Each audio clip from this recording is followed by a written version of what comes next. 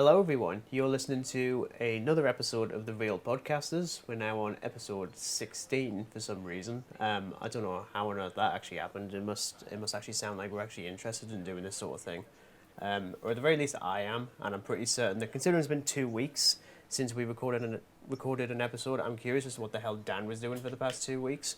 Who is currently looking really tired and really sad on the other end of the webcam. Considering what my watch count is, like we do this like every week, so considering it's 2 weeks, my watch count has probably doubled, if not tripled, and it's got to the point where like I can't be asked to literally log it in a notepad anymore, so I got like this A4 like thing of lined paper, and there must be like 30 odd entries on this thing, I won't even lie. Yeah, Most of them are Doctor Who. Well, yeah, I kind of figured. I mean, naturally, because I've been away, I haven't been able to even get half of that. But yes, as I say, you're listening to The Real Podcasters, where we talk all films, well, not all films, some films. We talk all things, film, TV, video games, and some other crap. Once again, I'm hosting. My name's Regan, if you haven't figured that one out already. And, well, he's already started talking. You're also listening to my horror fanatic co-host wearing a Halloween shirt. Surprisingly, it's Dan. Good evening, everybody. We're here with episode 16 after it's 2 weeks, but it's felt like an eternity to me. Yeah, you know what it is? I kind of wish when I was away in Spain, I could have just brought my microphone, and considering there was Wi-Fi, we probably could have done something. Probably could have just recorded and then waited like a couple of days to actually put it out.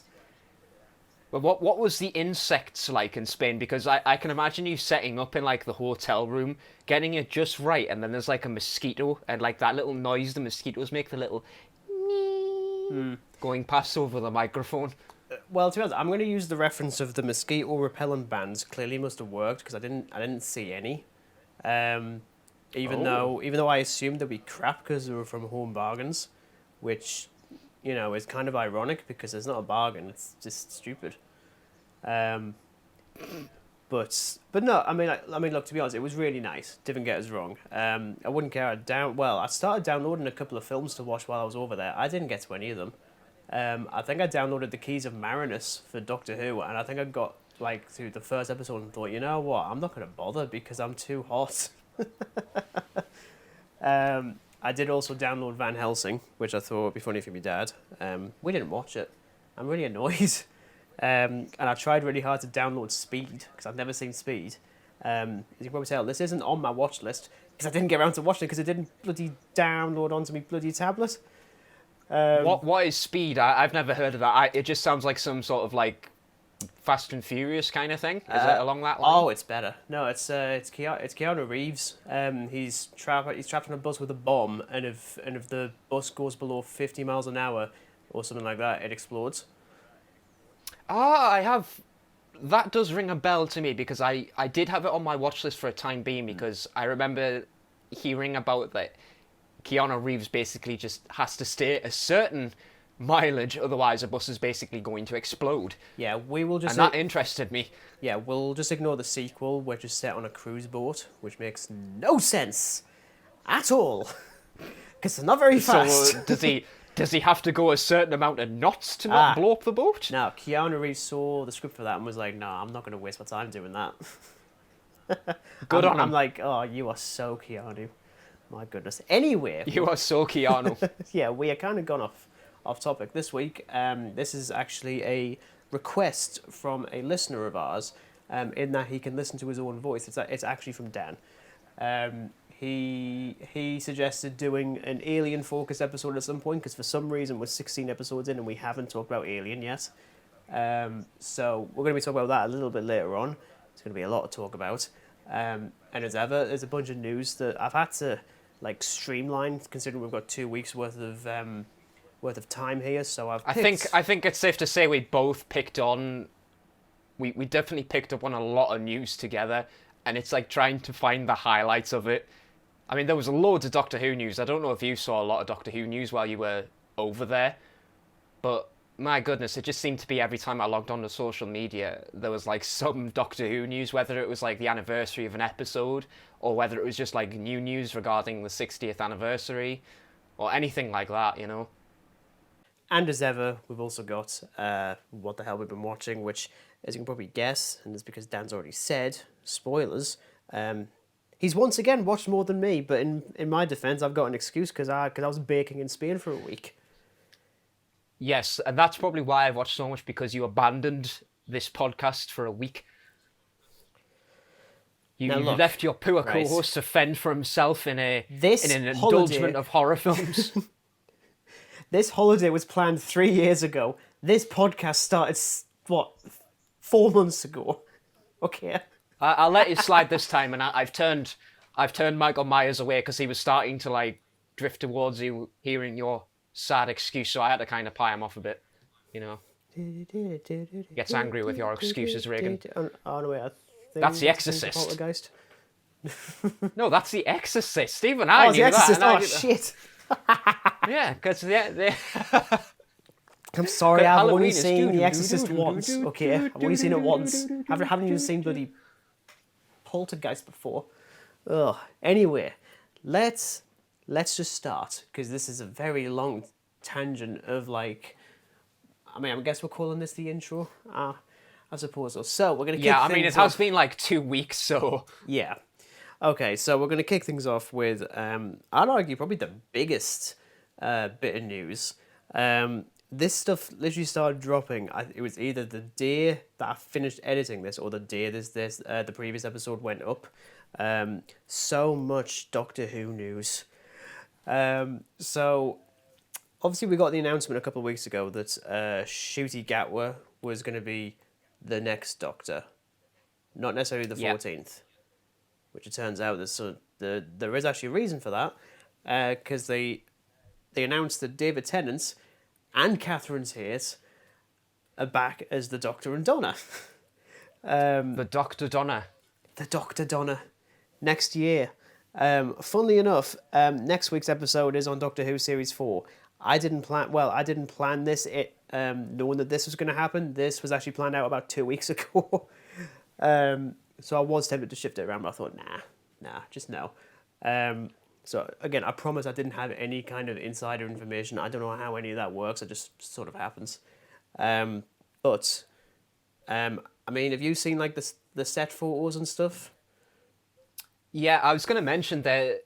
I mean, it was pretty much like after a couple of days when photos started emerging. Gotta wonder why. Most notably of David Tennant in like a street, and then Catherine Tate just in various like streets and things like that. So I think I'm more than excited for it, because I love Catherine Tate as Donna. She was so good. Probably my favourite companion, without a doubt, in terms of like modern day Doctor Who. Yeah, oh yeah, definitely. I've definitely got some theories about what this is, and some of it is actually a rumor that came on from Reddit, and I think it's pretty genuine. So technically spoilers in a little bit, but this thing isn't coming out for like another year, so no one cares. So we've got David Tennant back, maybe not as the 10th Doctor, because his costume's different, and there's something else that's different as well. That it took people quite a while to click on. I did pretty much immediately. We also have the news that Bernard Cribbins, Jacqueline King, and Carl Collins are back as Wilf, Sylvia, and Sean, all last seen in The End of Time. It's just an absolute reunion. Definitely. We do also have Yasmin Finney, who was in Heartstopper on Netflix. I haven't watched it yet. I definitely want to, because I've heard some really good stuff about it. No, I haven't. But I haven't watched it either. But she's playing a character called Rose. The internet exploded. Absolutely exploded. The theories collapsed. Yeah. A time where the internet collapsed in on itself because of this news. Well, that's the thing, because people immediately thought, oh, is she playing like a different universe's version of Rose Tyler? No, she isn't. So, it is actually kind of funny that like half of this was just my own ideas, and then the other half was basically confirmed by a rumor on Reddit, as you do. Yeah. So, as we've seen, Tennant's not wearing the 10th Doctor's costume. He's brandishing a sonic screwdriver that isn't the 10th Doctor's sonic screwdriver. He's also seen outside of a TARDIS, which is not his TARDIS. It's actually 13's TARDIS that he's outside of. Interesting. So, this is actually kind of funny. I'm fairly certain that we might have mentioned this in the episode a few ago when we mentioned that Hugh Grant was rumoured to be the next Doctor.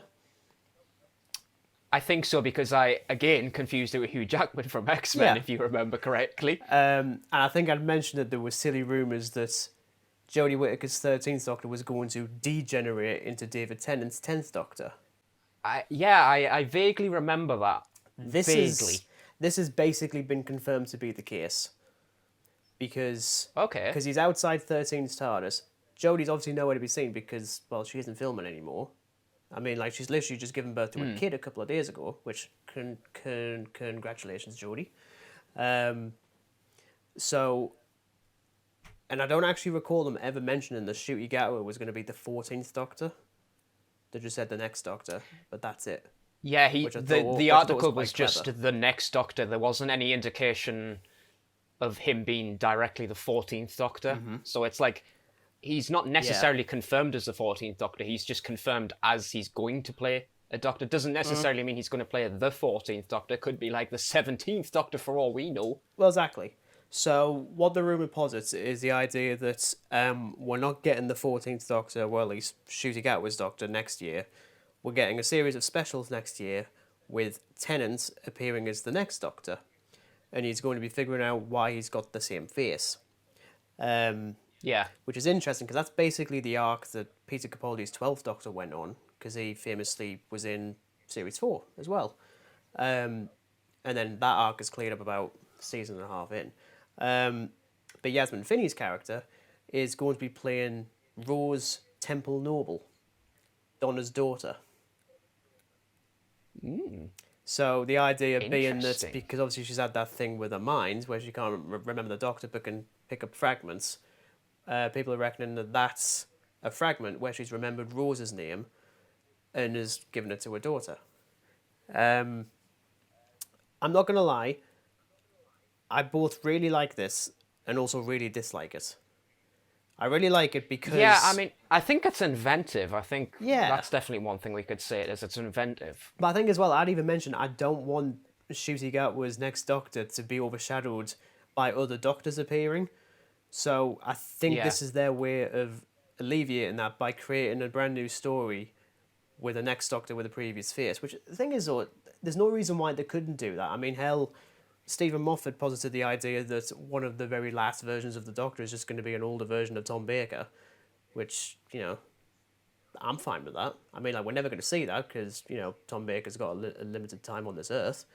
But I kind of like that idea. At the same time, though, I think it's a little bit unfair that all this news is coming out, and now everyone's excited for this, and Jodie's still got one more episode. Yeah.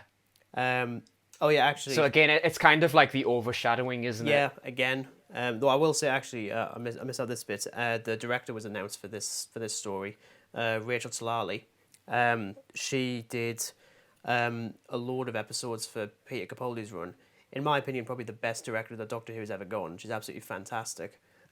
So I'm really glad to see that she's come back during Russell's era, because they haven't really done that in the Chibbers era, where like previous writers and directors have come back. I mean, at least as far as I know, they haven't.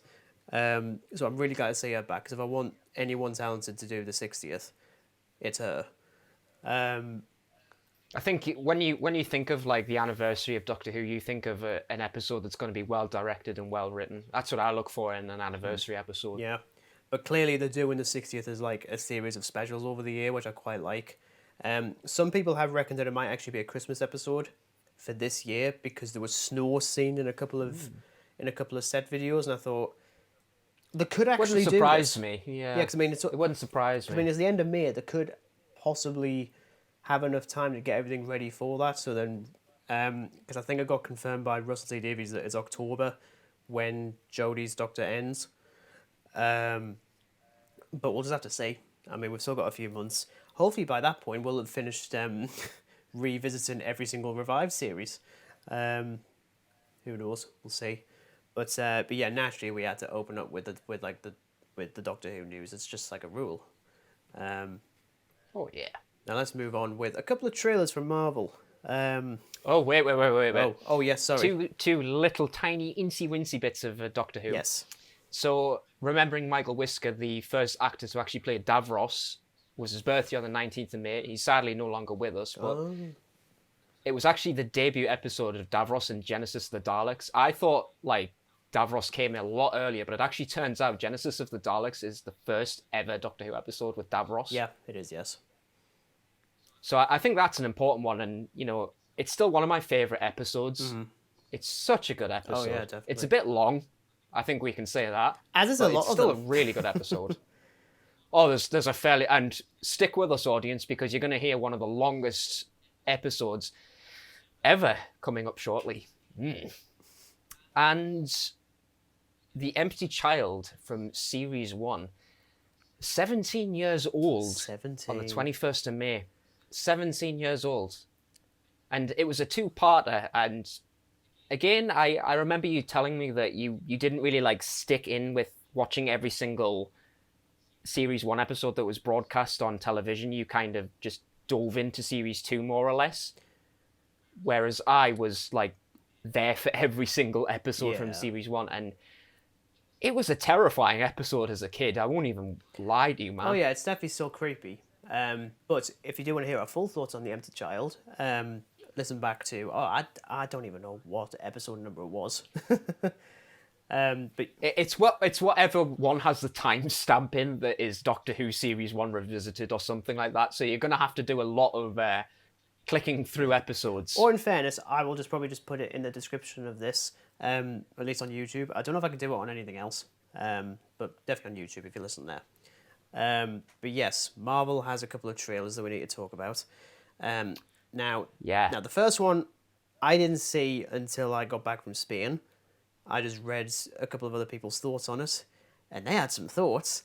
The trailer for She-Hulk. Now, we know. I think off the bat, it's going to be the most unserious Marvel entry to date. Oh, it's a full-on comedy. A first look at it. Yeah. The worst thing is that I don't even mind it being a comedy. That's absolutely fine with me, because that works for She-Hulk, because she's absolutely like a comedic character. Like, I mean, did you ever watch the Incredible Hulk 90s animated series? No, but I can see why you've drawn from that. Yeah, well, because She-Hulk's in that one. I mean, like, eventually she becomes like a proper like secondary character. So it's like the Incredible Hulk and She-Hulk to change like the title to like accommodate her as a character. And she's great in that. Yeah. Like legitimately. Even the first episode, I mean, like, when she finally becomes She-Hulk and she just kicks the shit out of Doctor Doom, it's hilarious. But her mindset and her personality is really good there, and it's really good in the comics, where she is decidedly more meta. Like, obviously she can keep her own mind, for one, which is a nice change from the Hulk. But the problem is, that's completely redundant now, because a lot of her character traits is just using the Hulk right now. So I'm just sort of like, what are you going to bring that's different beyond some really appalling looking CGI? Which I'm not the first person to say that. This is one of the things that I instantly knew was going to be on the subject of it, because I looked at the CG and I thought, this looks a bit weird. Mm-hmm. And then I noticed that, like, when first like thoughts of it came in, they were just saying like how weird the CG looks. Yeah. I'm gonna watch it because, you know, I do enjoy Marvel, and I guess we're gonna see it. And it's coming out on the 17th of August. It's actually interesting considering there were rumours popping up that the series was a bit of a mess. Because nothing had been said. Like, I think there'd been like a brief like 20-second like clip of some points that was released a couple of months ago. I think it was during like Disney Plus Day or something. But that was all we had. But yeah, we'll definitely give the first episode a look and see how it goes. I mean, I think some of the CGI has been slightly tweaked in the Disney Plus trailer that you can just watch directly on Disney Plus. It's not really much of an improvement. Like, you can see a couple more of a pause on her face, but I'm like, wow, that is the least of your concerns. Have you also noticed Marvel teased an image of Echo?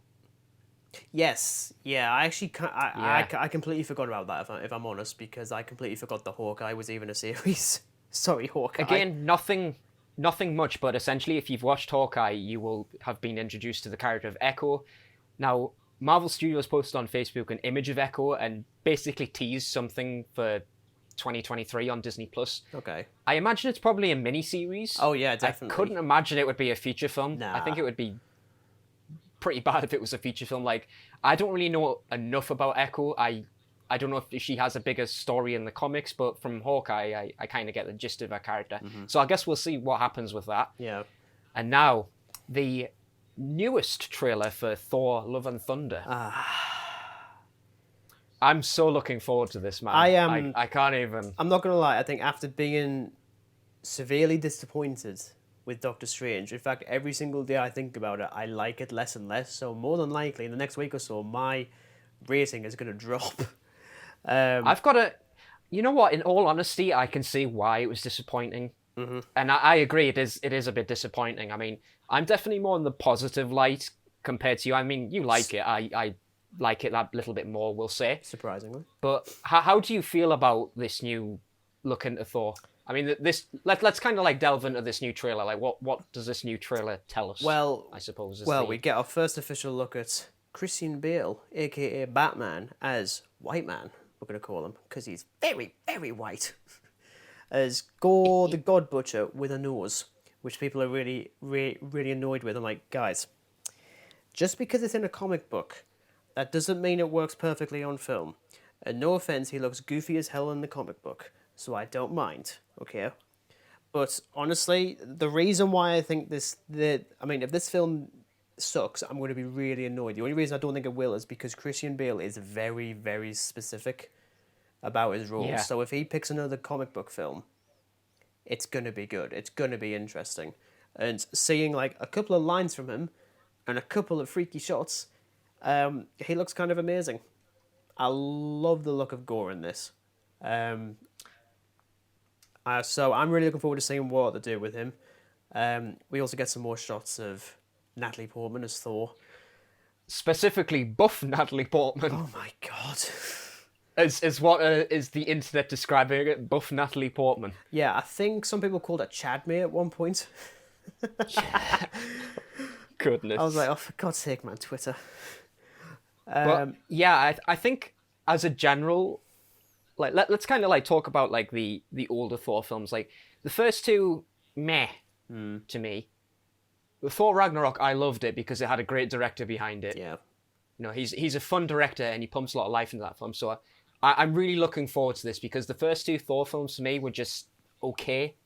They didn't like do anything terrific for me. So I think even before like, you know, Multiverse of Madness was a thing, I always kind of looked forward to a new Thor film. Yeah. It's I'm curbing my expectations a little bit, which I tend to do with Marvel these days anyway. It's interesting that Taika Waititi did talk about whether or not this was classed as a passing of the torch film, considering we've got another Thor. He said it isn't. So I'm not gonna lie, I really hope this isn't a one-off with Natalie Portman as Thor. I'd quite like to see more of that. But at the same time, I also don't need to be a passing the torch because we've seen a lot of them over the past couple of years with Marvel. Like a lot definitely. of their Phase 4 stuff is just passing of the torch. Like Black Widow is passing of the torch to Yelena, I think that's her name. Yelena, played by Florence Pugh. Yeah. I mean, Shang-Chi's his own thing. Eternals was a film. That's all I've got. That's putting it politely. Spider-Man is... I wouldn't really class it as a passing of the torch by any means. I think some people reckon that Doctor Strange was. I'm like, it's not really, because who's he passing the torch to? Like, he's still Doctor Strange. So I suppose that. But then you've got like Falcon and the Winter Soldier, which is absolutely a passing of the torch series, which I haven't really spoken about. Yeah, it's fine. But you know, I'm being careful with this, like really careful. Yeah. Because I really want it to be good. Like, really, really good. But, you know, we'll see. I think it's 8th of July or something, I think it is. Yeah, so not too long. Yeah. And obviously we have a bit of Marvel stuff actually coming until then. I think the next Marvel thing is Miss Marvel, which is a series on Disney+. I think that's like early June when that comes out. Mm-hmm. Yeah, I think it is. But yeah, we've definitely got that to look forward to. this is a random one that I just thought I'd put in just because I thought it'd be interesting, as I do for a lot of news stories. I'm assuming you're aware of this little small time band known as ABBA. Yes, ABBA and Holograms. Yeah, so I don't listen to ABBA. Like, well, Neither do I. I've listened to enough of them, and I probably blame that Mamma Mia film for that because I was forced to watch that in school. I didn't choose to watch it. I don't like it, as you can probably tell. But they're supposed to be coming back together as a band. I think it's either end of this year, beginning of next, with a concert dubbed ABBA Voyage, and it's quite unique, where they're not really going to be there. They're going to be recorded somewhere else. So it's gonna be a bit like when me and my girlfriend have gone to a cinema to watch watch like a theatre production. So like we watched Benedict Cumberbatch in Hamlet a couple of years ago, but it was just recorded from London. So it's recorded elsewhere and then broadcast somewhere else. But they're using CGI and motion capture and stuff to present themselves as they were They're in the de-aged, 1970s, which is so weird. I don't like it. You know what it is? When I saw this, I thought I see why they're doing this now, and I'm surprised that if this doesn't become a trend for like long gone artists and like older artists. I think we're going to be very surprised. I mean, I think with George Lucas's company obviously behind the production of it is. I'm going to not be surprised at all if they really start branching out and make this a regular thing. I really hope I can kind of envision like sort of artists like Johnny Cash who are no longer with us. Like, are they going to kind of do something with like artists who are long gone? Or are they just going to like focus on artists that are, you know, they've obviously been around a long time, and, you know, touring back and forth all over the world is extremely tiring in their old age. So are they going to, you know, do the same thing as they've done for ABBA, you know, get some CG on them and do things like that? Blondie, for instance, with Debbie Harry. I mean, Debbie Harry, she's in her 70s and lives in Australia, I think. Pass. And she's done a tour recently. But, you know, as years go on, you know, your health obviously takes a toll. You can only really do so much. So are we going to see, you know, a de-aged Blondie anytime soon? I mean, this would be the first time that we've seen stuff like this in the past, because it was quite controversial for a while, because we had the likes of Bruce Lee and Steve McQueen inserted into adverts for alcohol yes, in I remember cars, that. which I hate. But the reason I don't like this is because of another bit of news that came out. I don't know if you saw it. It was about Stan Lee. Did you see that one? Yes, it was. I saw a couple of bits. It was putting him into future MCU films with CGI, which I think is the most disgusting thing you can do. Yeah, I don't know how I feel about it, in all honesty. I kind of think, yes, it's nice tribute, but at the same time, it kind of has a bit of disrespectfulness about it. Oh, yeah. It's like, you can honour his name in more ways than that. Or even, what you could do is, if you're going to adapt a frickin' comic book from another writer, maybe you should actually pay them to do that. Which Marvel have been doing. Or even just put them in a cameo. Right, because Stan Lee isn't the only comic book writer in human history, surprisingly enough. And yeah, obviously, we all miss him terribly. But you need to put him in everything. And I mean, I hate this as an idea. I think it's one of the worst decisions that I think Disney, I should say, one of the worst decisions that Disney have done in the last couple of years. And trust me, they've made some stinkers of ideas. Stinkers of ideas. Yes. Speaking of potentially stinkers of ideas, I've dubbed this news story as Winnie the Pooh turns evil. Right, I'm going to say off the bat, I thought this was totally fake. I've been seeing images of this, right, and it looks absolutely horrifying. I thought this was like some horrific fan fiction that just subbed its way into the news, but no, it turns out to be a real nightmare. Yeah, so we have a new film adaptation of Winnie the Pooh called Winnie the Pooh, Blood and Honey. God. I have a quote from I believe it's from the director. Oh God, who's directing it? As a matter of curiosity. I've got his surname as Waterfield. I don't think we need to give him anything else. Um, so he says, Okay. Winnie the Pooh, Blood and Honey will see Pooh and Piglet as the main villains going on a rampage after being abandoned by a college-bound Christopher Robin. Christopher Robin has pulled away from them and he's not given them food. It's made Pooh and Piglet's life quite difficult. Because they've had to fend for themselves so much, they've essentially become feral. So they've gone back to their animal roots.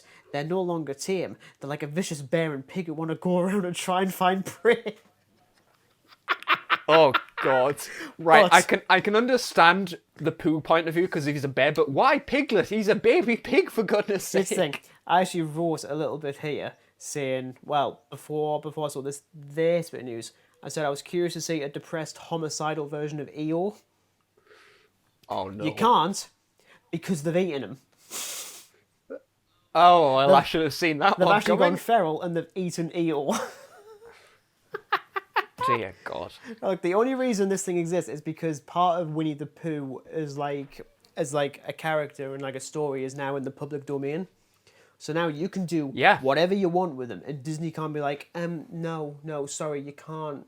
No, absolutely not. It's like, actually, So you some can. absolute genius has decided to just turn a childhood film into an absolute work of horror masterpiece. I'd quite like to say. Well, here's the thing. I mean, I don't know whether or not to defend it. I mean, hell, I'm absolutely going to see it, and I'm probably going to be I'm very traumatised, keen to. But Oh yeah, I there's can't no doubt think we're going to of- be absolutely traumatized. There's only one instance of some like kiddie franchise being turned into something like darker and grittier and more adult, and it was that Power Rangers fan short film that went around a couple of years ago from Adi Shankar that was put on YouTube, which I thought was amazing. I thought it was absolutely fantastic. I was like, I really want to see like a continuation of the Mighty Morphin Power Rangers, but they've just completely lost their minds and everything has gone to shit.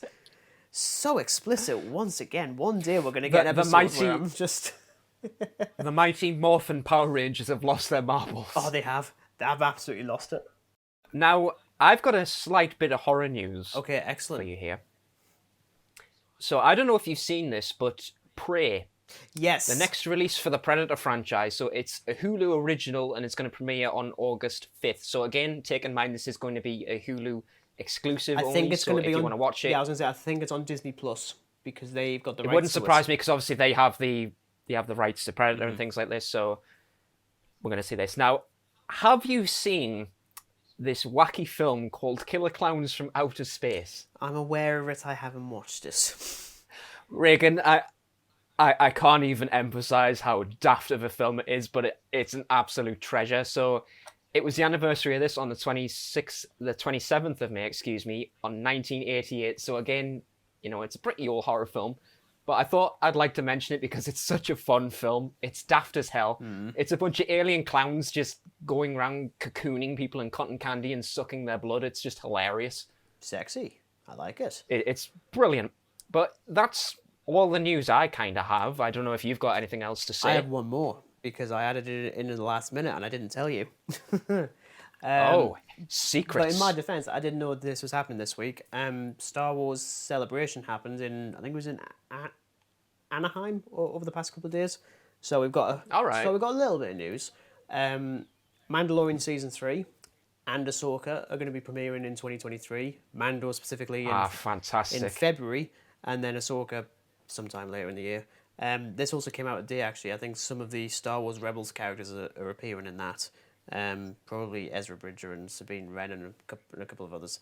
I don't know who they are. I didn't watch Rebels. I'm just quoting their names. We've also got a trailer for the series that no one wants, Star Wars Andor. Andor anything else, please. So...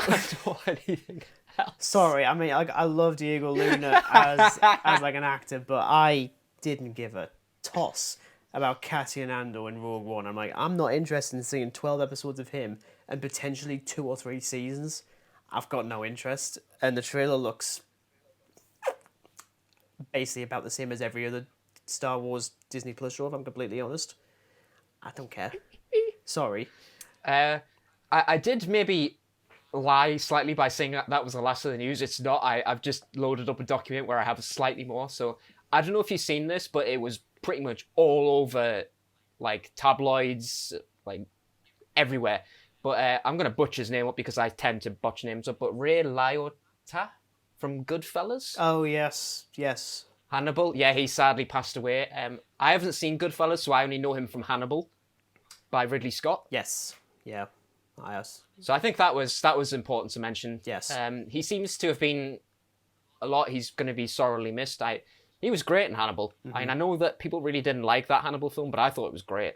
Yeah, well, I mean, I think I can't remember if it was that or Red Dragon that I watched. It's probably Red Dragon. I don't think I saw Hannibal. Yeah, Red Dragon is like the prequel to Hannibal. That's so weird. I don't get it. Yeah, it's a bizarre one, but here comes the interesting one now. This I'm excited to announce. So we've had a lot of Comic-Con news over the past couple of days, and Comic-Con Scotland have introduced Ewan McGregor. Yeah, I saw that. Now, it's going to be expensive for an autograph. How much is this? So what they've decided to do is they've introduced a deposit scheme. It's around, well, I'm not going to disclose a price, but it's in the hundreds. Oh, come on. But they've introduced a scheme where you pay. So say, you know, like when you have like a phone contract or something and you pay like, I don't know, 30 quid a month for it. It's going to work like that. So you secure a deposit and you pay something like £35 from, say, the 25th of July up until whenever. Obviously, you can choose to pay more, but it's basically to secure a place so it doesn't just apply to rich collectors, which I think is super generous because it doesn't just apply to rich collectors. There's a chance for everybody to get something like that. Okay. But I was shocked, to be honest. I never thought they'd really introduce someone as big as Ewan McGregor. So I never thought that would happen. So when is that one, actually? That's going to be taking place in October from the 8th to the 9th. And I think it's a weekend. They always fall on a weekend, these Comic-Cons. So considering we're doing Newcastle, if that's enough of a success, does that mean we're going to Scotland in October? I mean, I don't think I can really afford that kind of travel. Fine. I do have a couple bits. I've got a couple more bits of Star Wars news that came out. Oh yes, yeah. Let's hear it. So there was, I think it was announced, I think it was like last week or the week before, that John Watts of the Spider-Man Marvel stuff fame had a series lined up for Disney Plus. We now have a name and a actor and a bit of a synopsis. We've got Star Wars Skeleton Crew with Jude Law. Of all people, and it follows a group of kids lost in the galaxy far, far away and must find their way home. So once again, I mean, we're getting like a typical genre for John Watts now, where it's just kids, but minus the high school. Minus the high school and a dead uncle. Yeah, well, we don't know yet. Well, actually, he doesn't even have a dead uncle. Well, actually, he probably does. We don't know. Yeah, it's just never brought up. Yeah. But yeah, I see what you mean. It's starting to become a reoccurring genre where he focuses on like kids being lost. Yeah, far from home or nowhere home or stuff like that. So when's this going to be taking place? Has it been like announced when it's going to be like premiering or? I don't know when it said it was premiering. It probably sometime in 2023, I'd assume. I can't even remember when it's actually set in relation to the timeline. I kind of hope I think it is after Return of the Jedi. I think. So we're stuck. Okay. So we're stuck in that time period again. God damn it! Just grow some balls and set it during the sequels, for Christ's sake.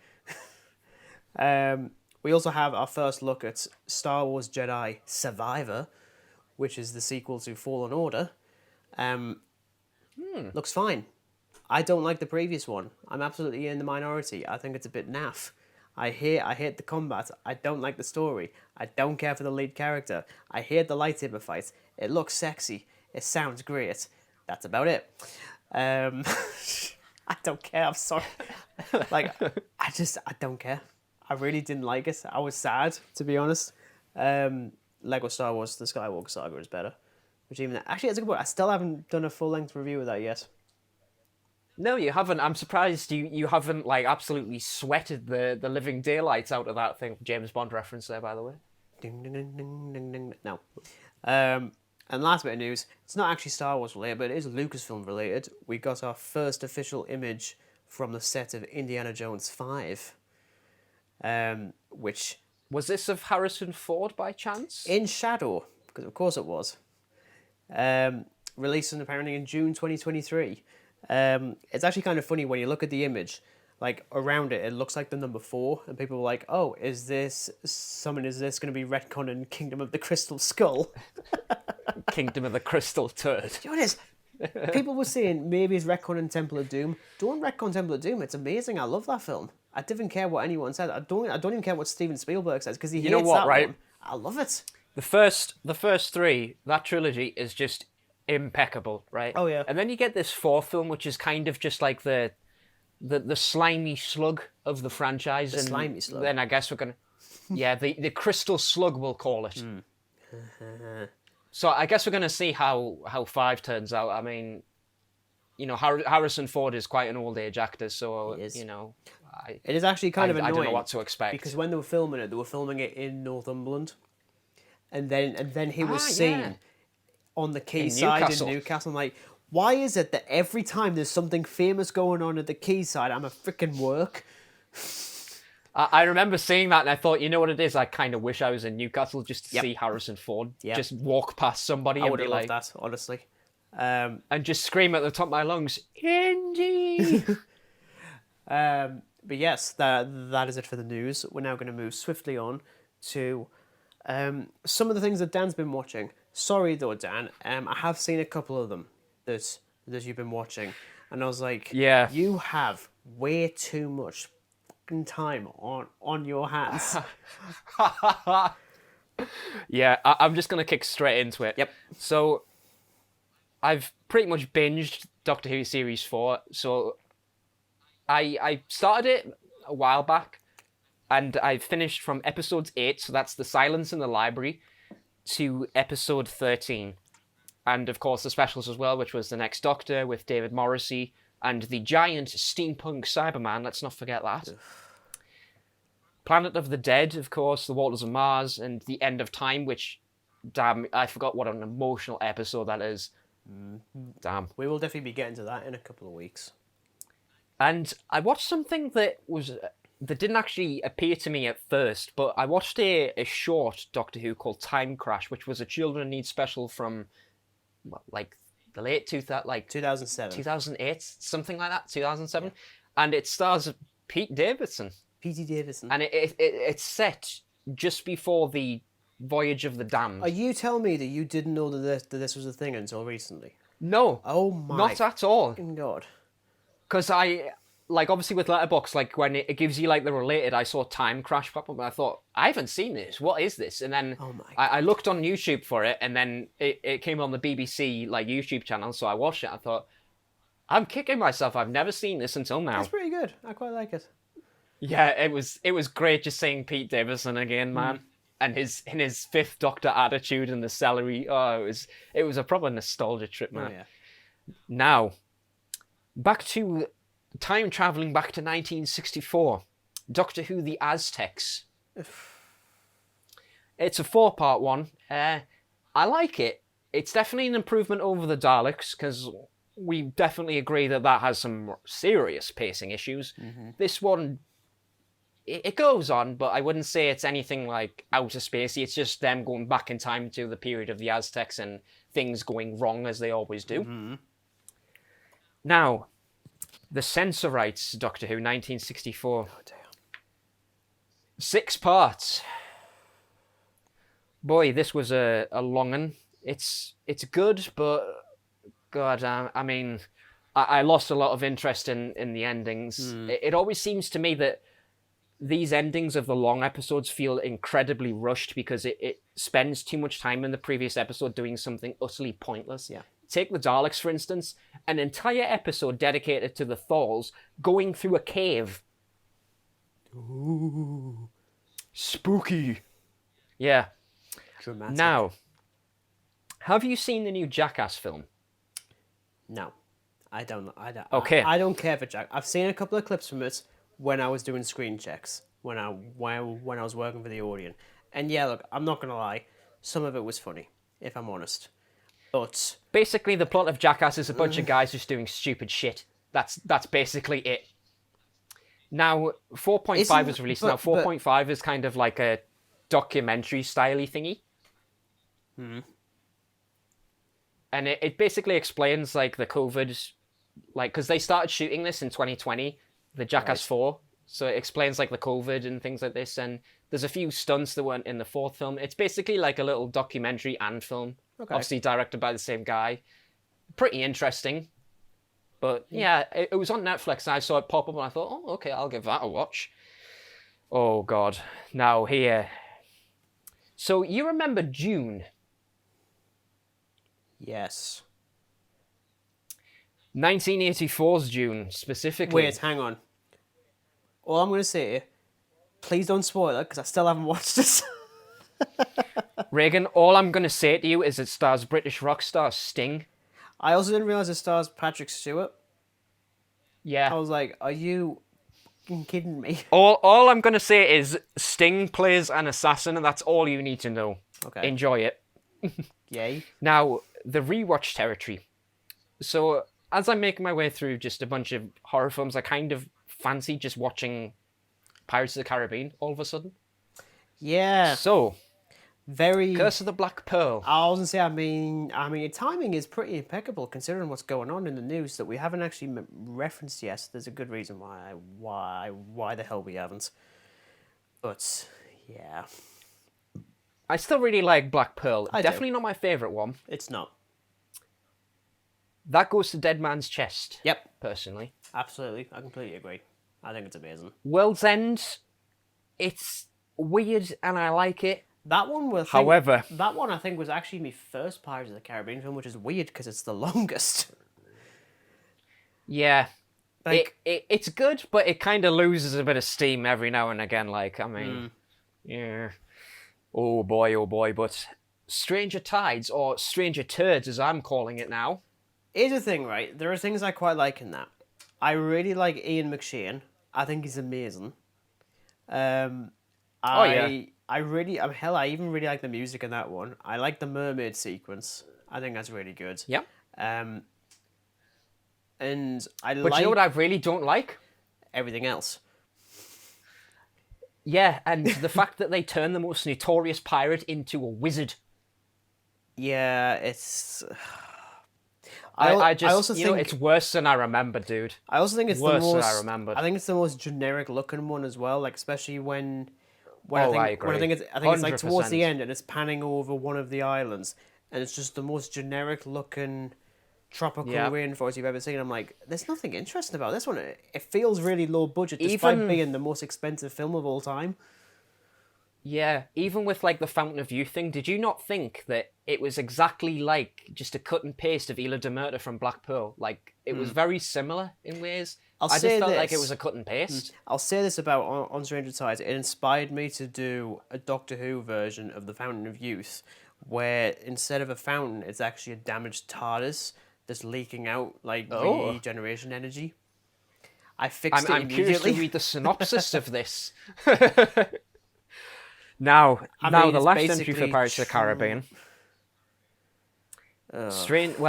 Salazar's Revenge / Dead Men Tell No Tales, depending on which version you buy, apparently. It's okay, I guess. Here's the thing. I actually rewatched the I think it was the Super Bowl trailer that they put out a couple of years ago, with the Johnny Cash song over it. I still maintain that's one of the best trailers I've ever seen. It's so good, and it's like 30 seconds long, and it's amazing. I love the ending with them clambering up the Black Pearl's anchor to escape. I love the music in that bit. Yes. I also love the fact that the composer's named Jeff. I like that. He's called Jeff. I think the thing that bugs me the most, I think you probably would agree with this strongly as well, the whole like horologist joke just really does not appeal to kids at all. Like, I think if a kid was watching that, they'd be like, what are you talking about? I actually question I mean, look, this is very much a film of its time in the sense that if you've got like a really smart woman set in like the 1700s, you need to comment on it and make it really misogynistic, despite the fact that the previous 4 films haven't done that. So it seems really out of place to suddenly start doing it now. I'm like, Disney, can you figure your shit out, please? Thank you. Do something. I mean, also, no offense, I do not believe that a 23-year-old woman, I'm assuming she's like 23 in this, has like a 70-year-old father. I don't like that. Yeah, it is a bit weird, like, isn't it? The age gap is a bit like he could literally be the grandfather. He is. I'll tell you, he is. He's lying, and he dies again. Pirates of the Caribbean, Jeremy Kyle, but it's Hector. Captain Jack. Hector, Hector, you are indeed the father. Now, horror. Oh no, it's countdown. Oh yeah, I guarantee I know exactly what the hell this is. Finally watched Trick or Treat. Oh, finally. Okay, I didn't know that one.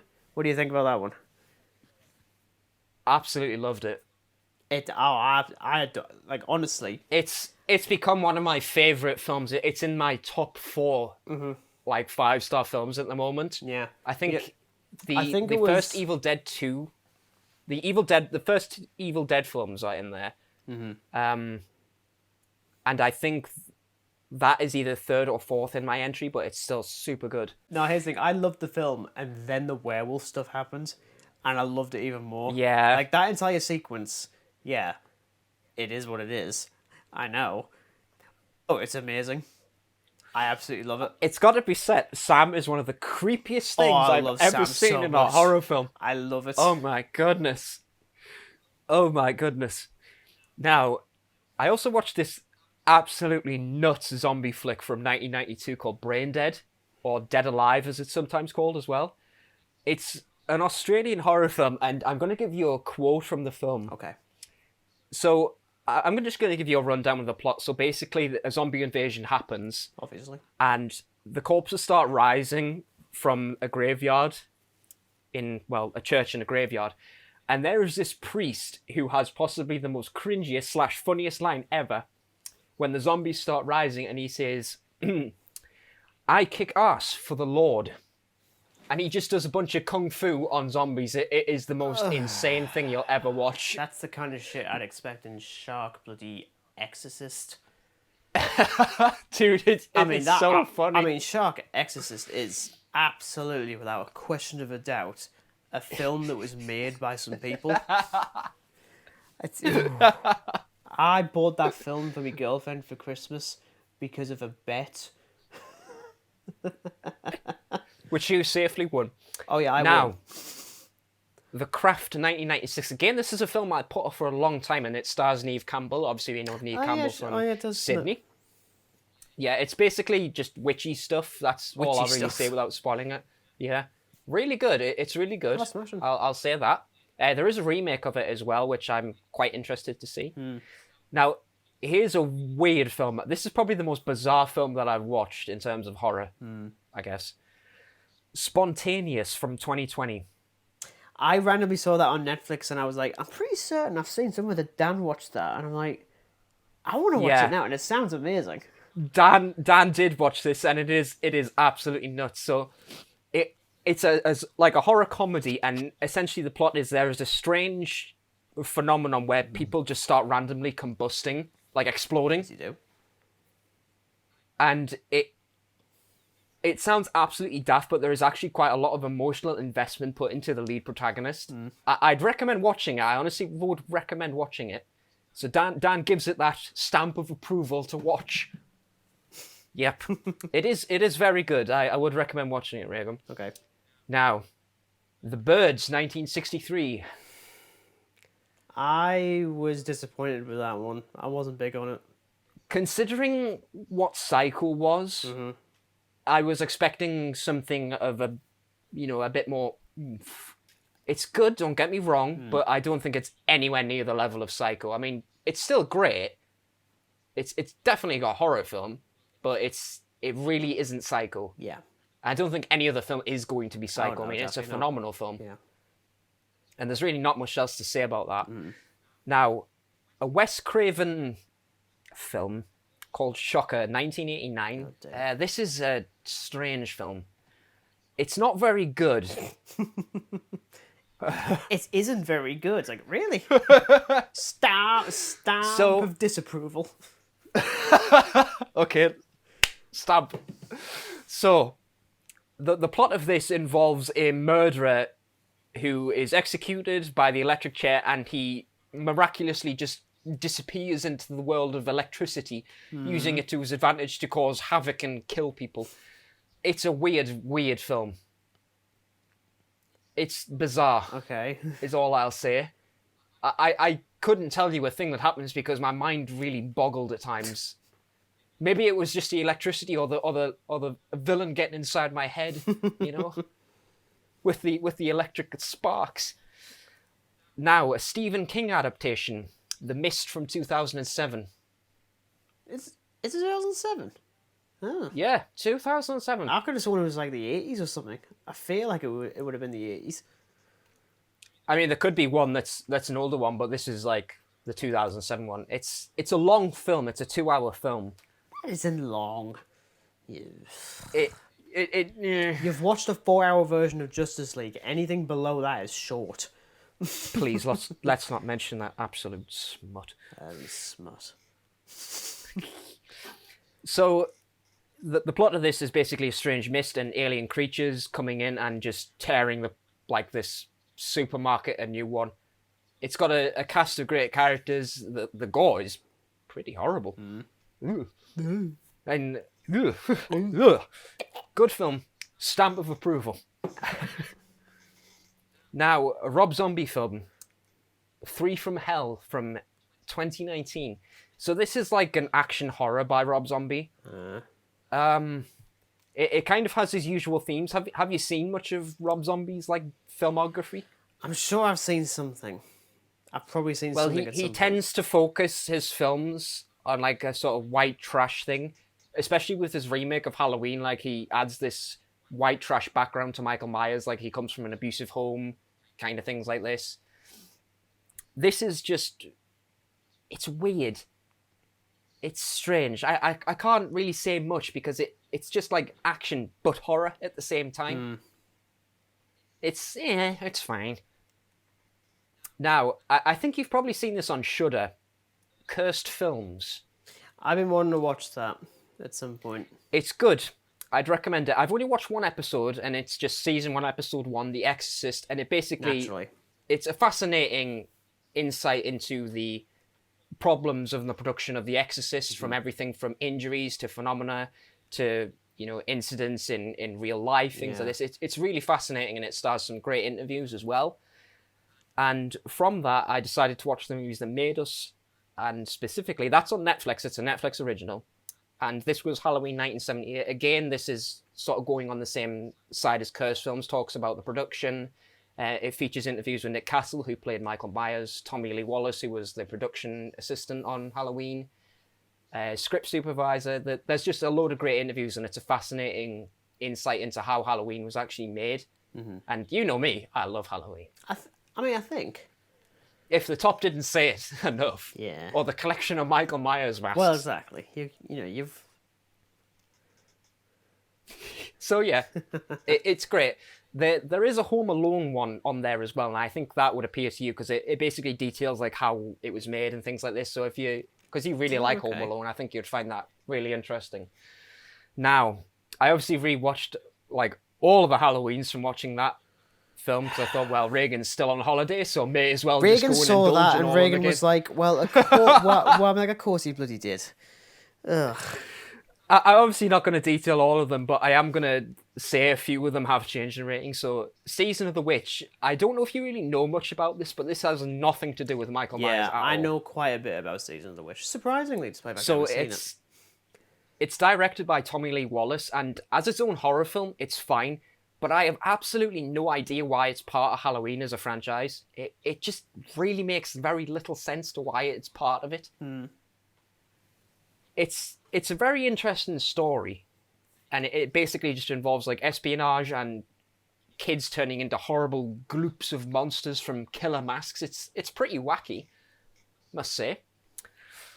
Oh boy. Now, I believe we talked about this in a long episode ago where you mentioned that one of the Michael Myers masks incarcerations or in whatever, had grown his eyebrows back. Yeah, was that like Resurrection? That turns out Revenge? It's actually the fourth entry. The Return Halloween of Michael 4, Myers. The Return of Michael Myers, or The Return of Michael Myers' Eyebrows from 1988. Oh, God. And from that was The Revenge of Michael Myers, the very rushed sequel to it, Halloween 5, 1989, and Revenge of a Bad Sequel is all I really need to say there. Now, this one is arguably becoming somewhat of a guilty pleasure to me, and I hate it, but it's just one of those films that I just watch when I have nothing else to watch. So that's Halloween 6, The Curse of Michael Myers. Now, this is an interesting one. It has one of the most weird premises in a Halloween film ever. So rather than being terrorized by Michael Myers, it turns out that he's like somehow got a cult of followers who are like worshipping Michael. Don't ask, okay? Like, I mean, the film is just bonkers. But the interesting thing I found about this was actually Paul Rudd's debut feature film. Oh, yeah, it was. Yeah. That poor man. The sexiest man alive. Poor Ant-Man, man. Poor Ant-Man. Now, after that was H2O, so this was like, think of it as a very bad prequel to the 2018 Halloween. Obviously, it's not canon because they're on different timelines, but it's essentially just a very bad prequel to it, if it was going to be in the same universe. It's just a failed prequel, in all honesty. I don't know what's worse, the Myers mask or the haircuts of the characters. Probably both. I'm gonna go with Yeah, both. it's a bit of both, in all honesty. I didn't watch Halloween Resurrection because I quite honestly didn't want to engage in that fecal matter ever again. You absolute liar. I can guarantee within 2 weeks you will have watched it. No. No, I'm Because sure. you know what is funny? I actually like wrote in my little diary like I was going to rewatch them, and then Halloween Resurrection was like circled maybe, and I just put a cross through it and just put in like little notes. No. Okay, I'm gonna give it 3 weeks instead then. Okay, right. Well, I was settling that bet then. So, this is obviously going to be discussed in this episode. Yes. Alien. So I've rewatched the entirety of the Alien franchise. So 1979, 86, 92, and of course 97, as well as the prequels from 2012 and 2017. Again, we're going to be talking about this later on. Yeah. Now, upon seeing my beloved girlfriend coming back from a holiday, she hadn't actually seen the new Candyman film, which we saw on cinema. Yes, we did. Yeah, we really liked it. I showed her it, and honestly, it still really gets under my skin when he starts turning into Candyman. Yeah. That thing with the nail. Oh yeah, his thing. I still haven't rewatched it since seeing it. Weirdly, I mean, I've got it up there somewhere. Where is it? There it is. I rewatched it because it's like an Amazon exclusive. Like they've started doing this exclusive thing now. I wasn't expecting that. Weird. Yeah, neither was I. Now, here's a film I've been wanting to watch for a long time, and I can honestly say it's probably one of the most disappointing entries I've ever watched. Oh. Last Night in Soho. Oh really? Yeah. Oh man. I was horribly disappointed with it, man. Really? Yeah. Horribly disappointed. Like, it's good, but there was so much of it that disappointed me. Like, is it trying to be this, like, detective mystery thing, or is it trying to be a horror film? It's just confounding in this murder mystery thing, and it's just unclear what is happening at times, and it was really frustrating. Oh, okay. And Matt Smith is of course in it. Yeah, and It's good, but it's not brilliant. Yeah. And I really wanted to like it because I'd wanted to watch it for so long. Mm-hmm. So I was a bit gutted at that, sadly. And, well, the most recent thing I think I watched yesterday was the 2018 Halloween. Now, I've just boosted this up to 5 stars because I've recently signed up to an Audible subscription, and I've listened to the novelization of the 2018 one and just heard, like, the extra details that aren't in the film. So I went back and rewatched it and just, it's such a good film, and I know you absolutely hate it. Well, you don't hate it, but you don't it. I just like think it. it's mediocre. You think it's mediocre at best. Mm-hmm. And lastly was just like a couple of odd rewatches. So that was Age of Ultron, surprisingly, by Avengers. I don't know. I just fancied rewatching it. But here, the glistening gem amongst all this smut Obi-Wan Kenobi. We will talk about that. I'm going to mention that when... But yeah, I'm curious. I mean, Put it this what do you way, think? after part 1, there was a tear in my eye. You wuss. It was so good, but yeah, that is my 30-odd bloody things that I've watched because I have absolutely no life. So I'm assuming it's my turn now. Oh yeah, you can indulge in your thoughts now because I have got a bit of a sweat on from going through all my 30-odd logs of films, TV programs, and whatever else. We're so going to have to get you some kind of job. I have a job at sitting at home watching films. Yeah, clearly. Yeah, so I'd watched a few things before. So, I mean, I didn't leave the UK until last Tuesday. Well, not last Tuesday, but Tuesday beforehand. So, I'd been to my dad's beforehand because I was going on holiday with him. So, we watched a few things. Okay. Actually. So, we watched Jurassic Park. Weirdly, it just sort of popped up. All right. It's weird. Here's the thing. I absolutely adore Jurassic Park. Like I really do.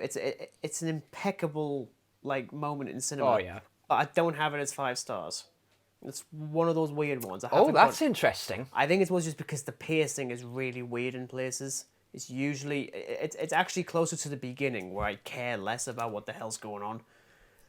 But I mean, look, it's still fantastic. So many iconic bits. Obviously, with the T-Rex first appearing, the Velociraptors in the kitchen, which is still scary. Like it's still actually scary. Oh, it is.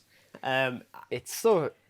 Ooh. yeah, and I still laugh when the T-Rex appears at the end without making a single sound. You cannot unthink Quite that as soon the as someone mouse. says it. You're like, how did you do it? Were you like, You know what, I can just imagine, those cartoon, tiptoe sound effects that... him just doing that, and then, all of a sudden the T-Rex is there. I'm thinking more like a scene from, Blues Brothers. I'm thinking something like that.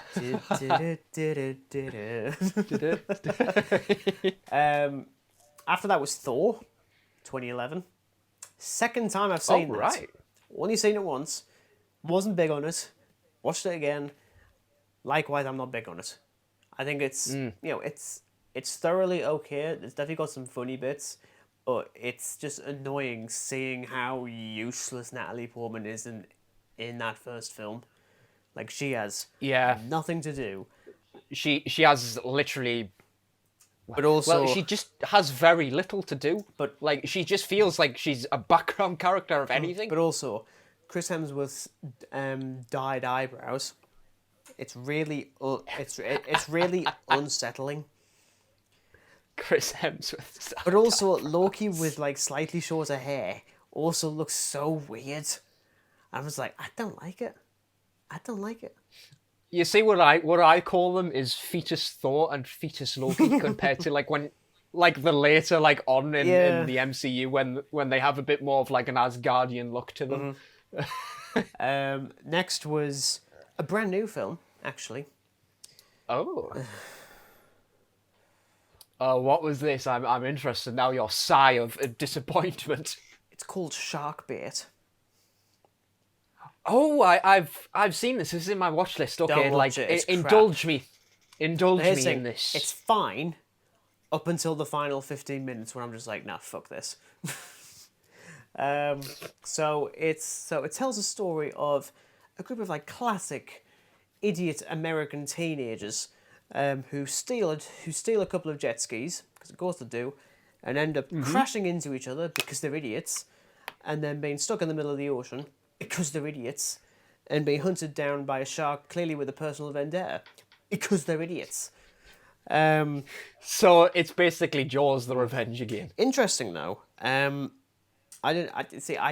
took us a while to pick up on this. The lead actress, well, she isn't the lead actress. They do a thing a bit like with Alien, where they don't have an actual main character until closer to the end. Right. But the main character, she's played by an actress called Holly Earl, and I recognised the face from something. I was like, "You're not American. You're definitely English." And the reason is because I recognise it from an episode of Doctor Who from 2011.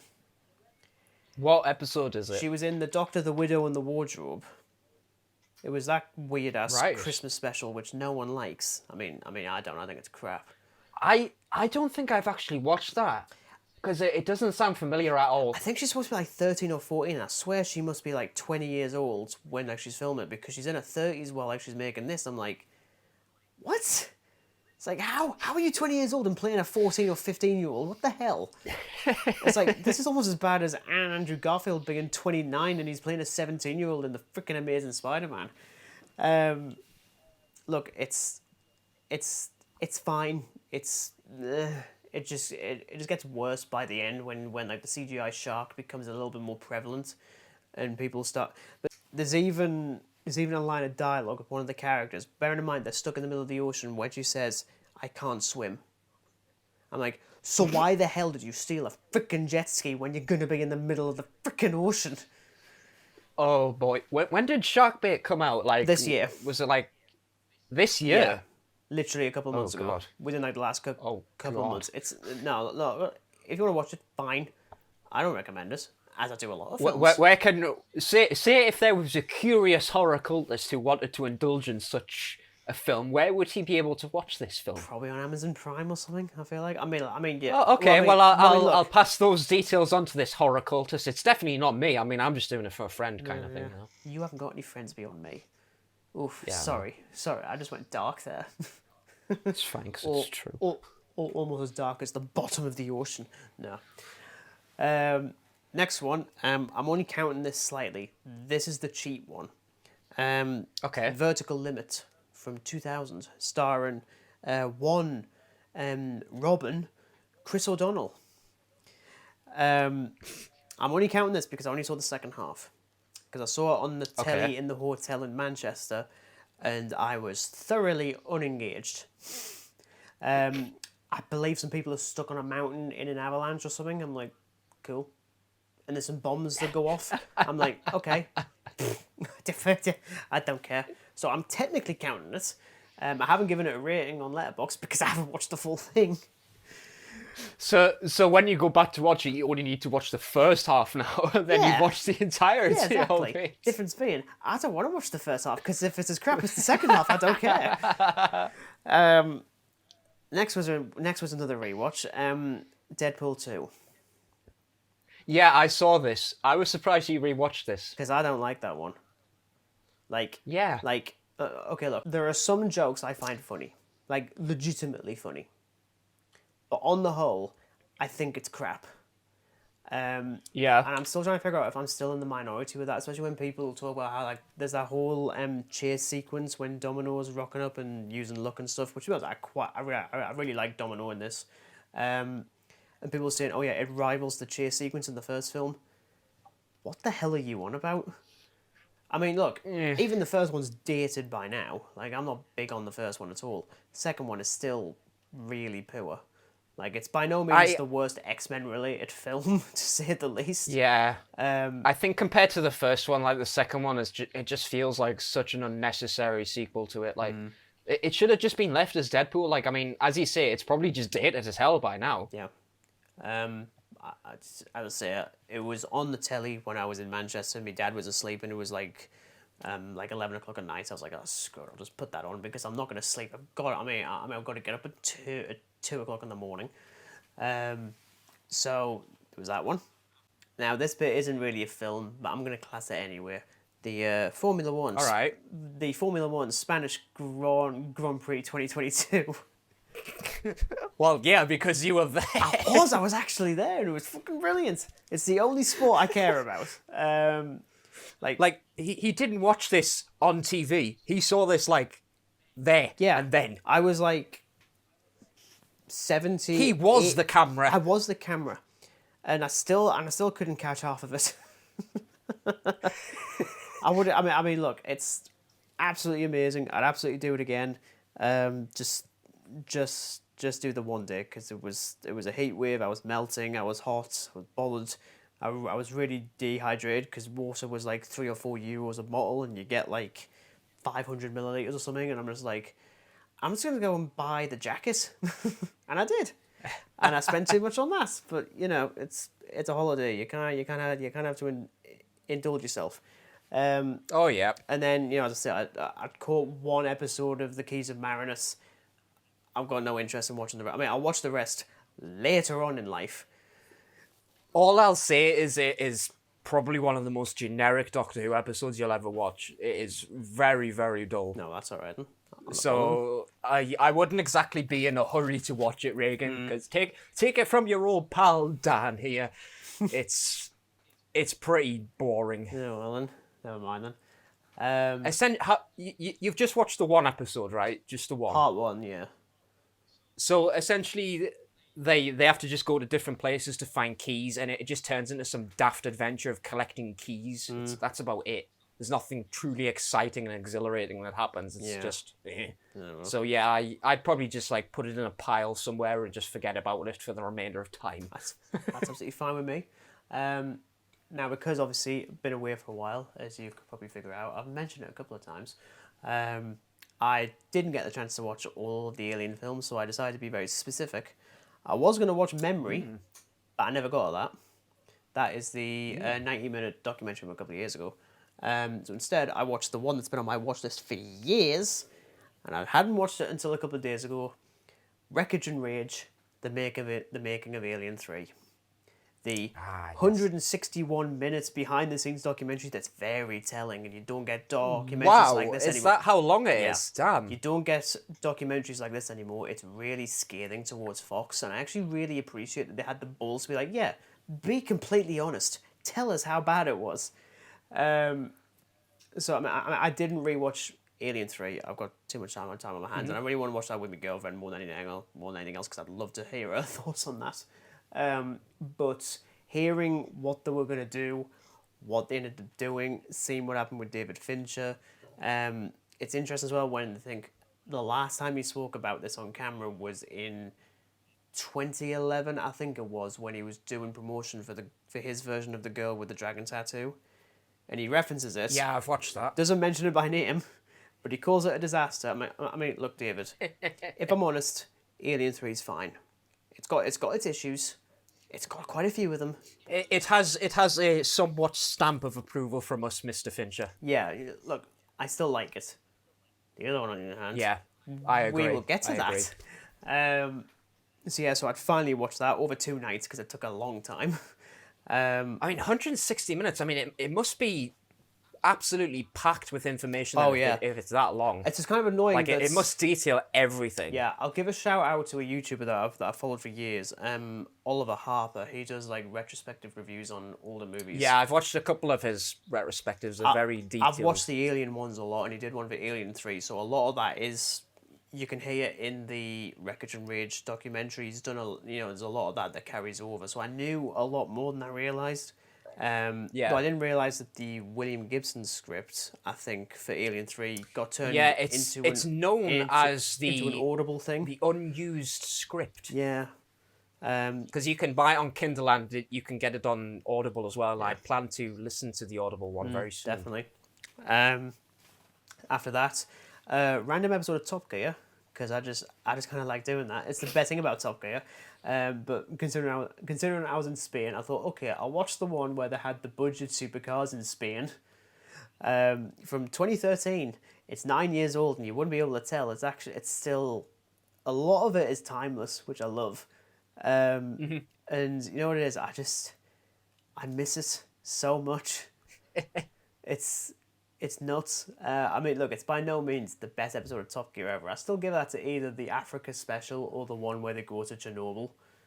Possibly the Chernobyl one, but mostly just because they go to Chernobyl. It's not the episode, it's just the fact they go to Chernobyl. Yeah. But also I wanted to see if they go anywhere near where I stayed for a week, and they didn't. I was like, shit, never mind. Now, this one, I'd been waiting so long to see. In fact, I'd referenced it a couple of weeks ago where I said, I'm going to watch it in anticipation for the next episode or whatever it was. I didn't. Lamb. Oh, I finally watched. I've been quite interested to watch this. Yeah. Yeah, so it's available on Mubi if anyone is interested. You can get it on Blu-ray as well. You can probably rent it on Prime Video as well. Did I actually say anything about the plot of this to you? No. Not in the slightest. I'm going to tell you a little bit, but it's the kind of film where I don't want to tell you too much. Like if you haven't seen a trailer, Give me like a brief outline of the plot. Okay. Give me a briefie. So it stars one Noomi Rapace. Again, another reference to the Alien franchise somehow. And she lives on a farm with her husband. They tend to sheep, as you can probably tell with like the title. And they find a newborn lamb. And when they begin raising this lamb, it brings a great deal of terror, tragedy, and danger to their lives. That is all I'm going to say about the major story stuff, because I'd watched the trailer, revealed a bit too much. I read the synopsis on Letterboxd. Don't read it until you watch the film. It also reveals a little bit too much. It's the kind of film where you have never seen anything quite like it in your life, and if you have, I weep for you. I weep for you. I was stunned silent for most of this film. Again, despite the fact I knew a decent amount about it beforehand, and I was just like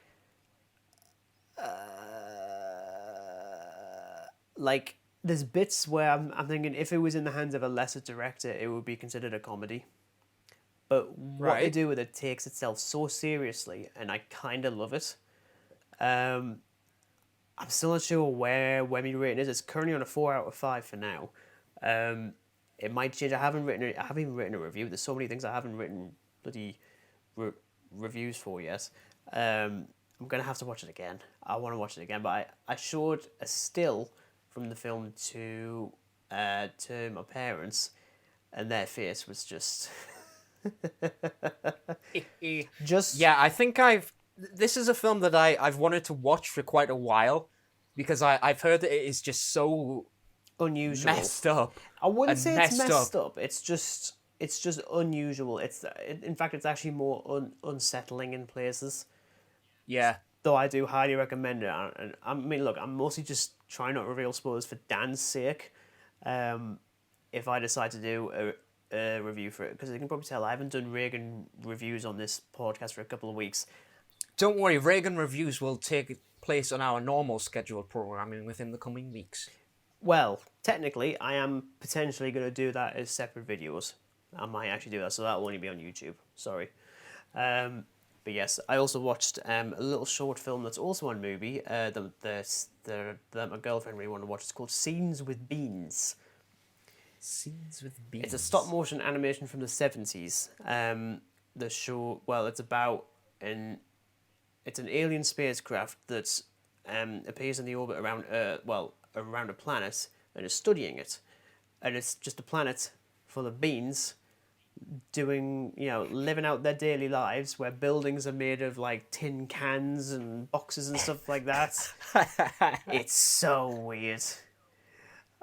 Beans doing bean things day in, day out. Yeah. Okay. I thought it was pretty funny. I think it's only like 12 minutes long as well.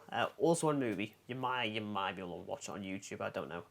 And then yes, the final thing I watched, finally after so many years, Obi-Wan Kenobi.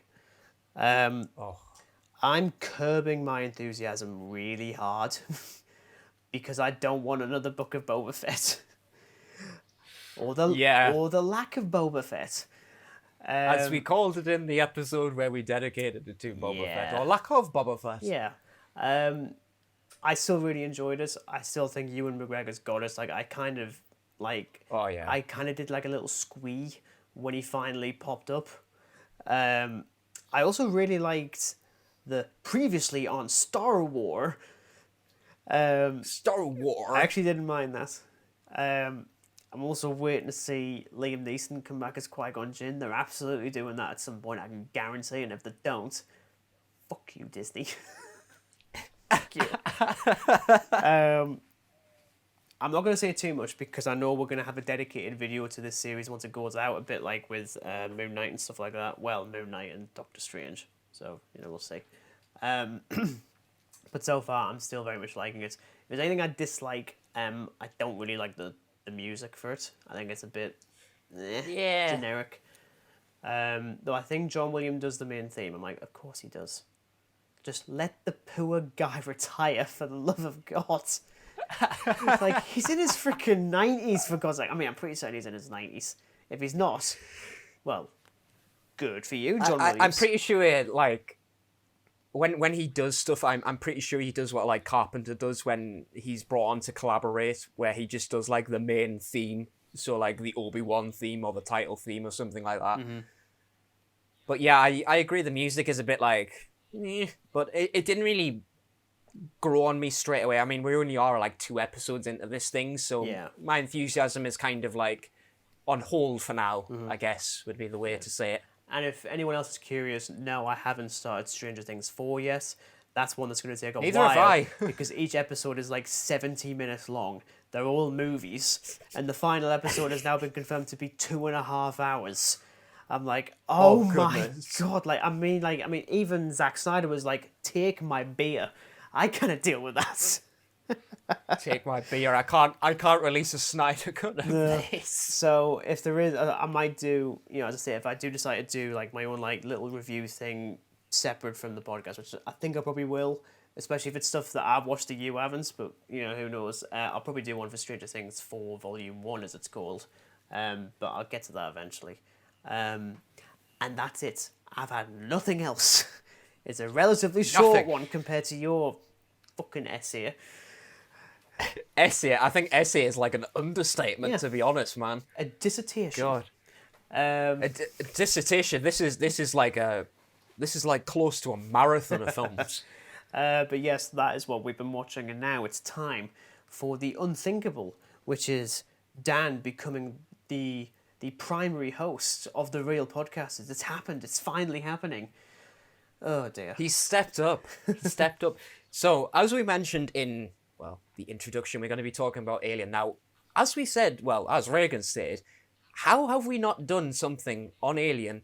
I don't know how. Like, ages ago. Like, we're in 16 episodes and we still haven't talked about Alien. And we love Alien.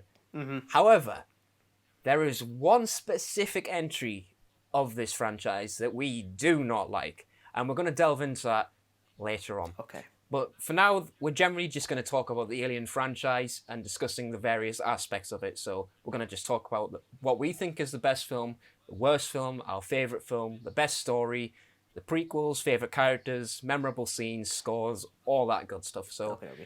I think we're going to just go in chronological order, if that's okay, Regan. Mm-hmm. So, 1979, Ridley Scott's Alien. Mm-hmm. I think we can both agree this is a very special film to us. Oh, definitely. Yeah. I mean, I'd watched it. It's by no means my first Alien film. It was actually Alien versus Predator. So I've got a lot of nostalgia for that one. But yeah. I remember, I think it was in 2015, I think, when I first watched it. I'd done very well to not watch it as a kid.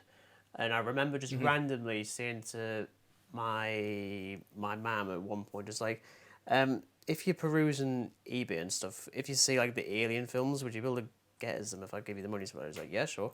3 days later, she just comes in and like, there you go. And it was the first 4 films in the box set. And I'd mentioned this when I talked about Lake Mungo a couple of weeks ago. It was this film. I turned out the lights, closed the curtains and everything, sat on the bed and just watched it, and it was one of the most horrifying experiences I think I've ever had in a film, without a shadow of a doubt. And it was after that I was like, I need to watch everything to do with Alien. Like, how have I avoided this so much? It's nuts. And I think from everything, from just its title sequence right to the end, I mean, I love that title sequence. I know it's like pretty generic in like terms of like a title sequence compared to like most modern day films you get now, but I just love the way the titles just begin to fade in, and like the I, as in like Alien, is like the key point of that. I just love it. Yeah. Obviously, the score by Jerry Goldsmith, I mean, you know what I'm like with scores. I absolutely adore the score. Now, I've obviously rewatched it, but I rewatched the theatrical version of it, not the director's cut. Yeah. Because for some reason, Amazon Prime don't really do things like that unless you specify. They did it for Dr. Sleep for a while. They did have both versions of that, which I still haven't watched. All I'll say is, like, Dr. Sleep is an extremely long film. It's good, but the director's cut is exactly 3 hours long, so just bear that in mind if you plan on watching it. But sticking with Alien, I think the first time I kind of watched this was, again, like, as quite a young person. Mm-hmm. And I'm going to say it was probably my first horror film that I truly, like, engaged with. It was a horror film to me. Like, I know that, like, people think of, like, a 1979 film as, like, a really old film, but honestly, it's probably still one of the most terrifying films I've ever seen. Oh, definitely. And the theme of just the unknown, because that's what it is. It's the theme of the unknown and the dangers of it, and I think it just relates so much into modern society. Yeah. Specifically, like, you know, like, astronauts just want to go out, like, and explore Mars and things like this, but it kind of relates to, like, the oceans on Earth. Like, there's so much that hasn't been explored yet, and I think it just relates into that so much.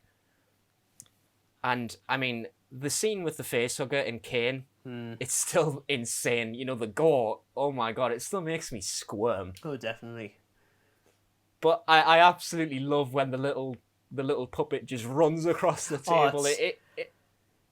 It has me in fits every time. I really love the parody that they do in Spaceballs when he's got the hat and the cane and he's just dancing along. Yes. But yeah, it's an absolutely terrific film, and I think it's a film that I could never really get tired of watching. I don't know about you. I don't watch it that much. I tend to do that a lot with like some of my favorite films. Though interestingly, I do prefer the director's cut, which is actually a couple of minutes shorter, but it has extra, like it has the stuff in the nest, and it has, in my opinion, the best shot of the xenomorph I think in the entire franchise, where it's just hanging there in the wires and the pipes, and there's no music or anything. It just cuts to it and it's just hanging there. It's such a tense scene, isn't it? It's such a tense scene. Because it's the kind of shot where you're like, oh, okay, oh god, I could see it. Oh my god. You see, I almost did like a double take of it because I was like, is that something in there? Yeah, it's done so well. Like, it's so creepy. And of course, there's the scene with Ripley and Lambert as well. There's like a confrontation when they obviously bring Kane back on board the ship, and I think Lambert just like slaps her and calls her a bitch or something like that. Sounds about right. But yeah, now, Aliens. 1986. Now, this is a toughie for me because it's an awkward battle between the two, because sometimes I really love Aliens and sometimes I really love Alien, but at the moment, I think Aliens is like my all-time favourite Alien film. I think, I mean, it's not my favourite. I still prefer the original as my personal favourite film in the franchise because it's just impossible to top. But in terms of like the best film, it gets really close between both of them because I love the story. I think it is actually my favourite story. I know we're kind of like flicking around like best and worst and blah blah blah. Oh yeah. But it's got the best reason to return to LV-426, unlike Jurassic Park, which kind of bloody do it. Ripley gets some much needed development because I always likened her to Darth Vader, where it's like in the first film, yeah, she's fine. Much like with Darth Vader. In the first film, yeah, it's fine. And as soon as you hit the second one, becomes an absolute badass. Also, bearing in mind, did you actually know that she was nominated for Best Actress for Aliens? No, I didn't know that. 1986, popcorn action sci-fi horror, and someone gets nominated for Best Actress. Like, that doesn't happen now. Never. Damn. That's amazing. That is... Damn. I mean, Sigourney Weaver, man. Jesus. Yeah, absolutely brilliant. Now, obviously, we're going to be delving into, like, you know, the more details of it, but Alien 3... I think it's safe to say we like the film. I like it. But we certainly have our issues with it. Yeah. It's one of those weird things where, obviously, the director's, well, the assembly cut, we can't call it the director's cut because David Fincher didn't have a hand in that. Unsurprisingly, I didn't blame him at all. It's certainly the stronger one. The visuals are cleaned up to no end. Well, some of them.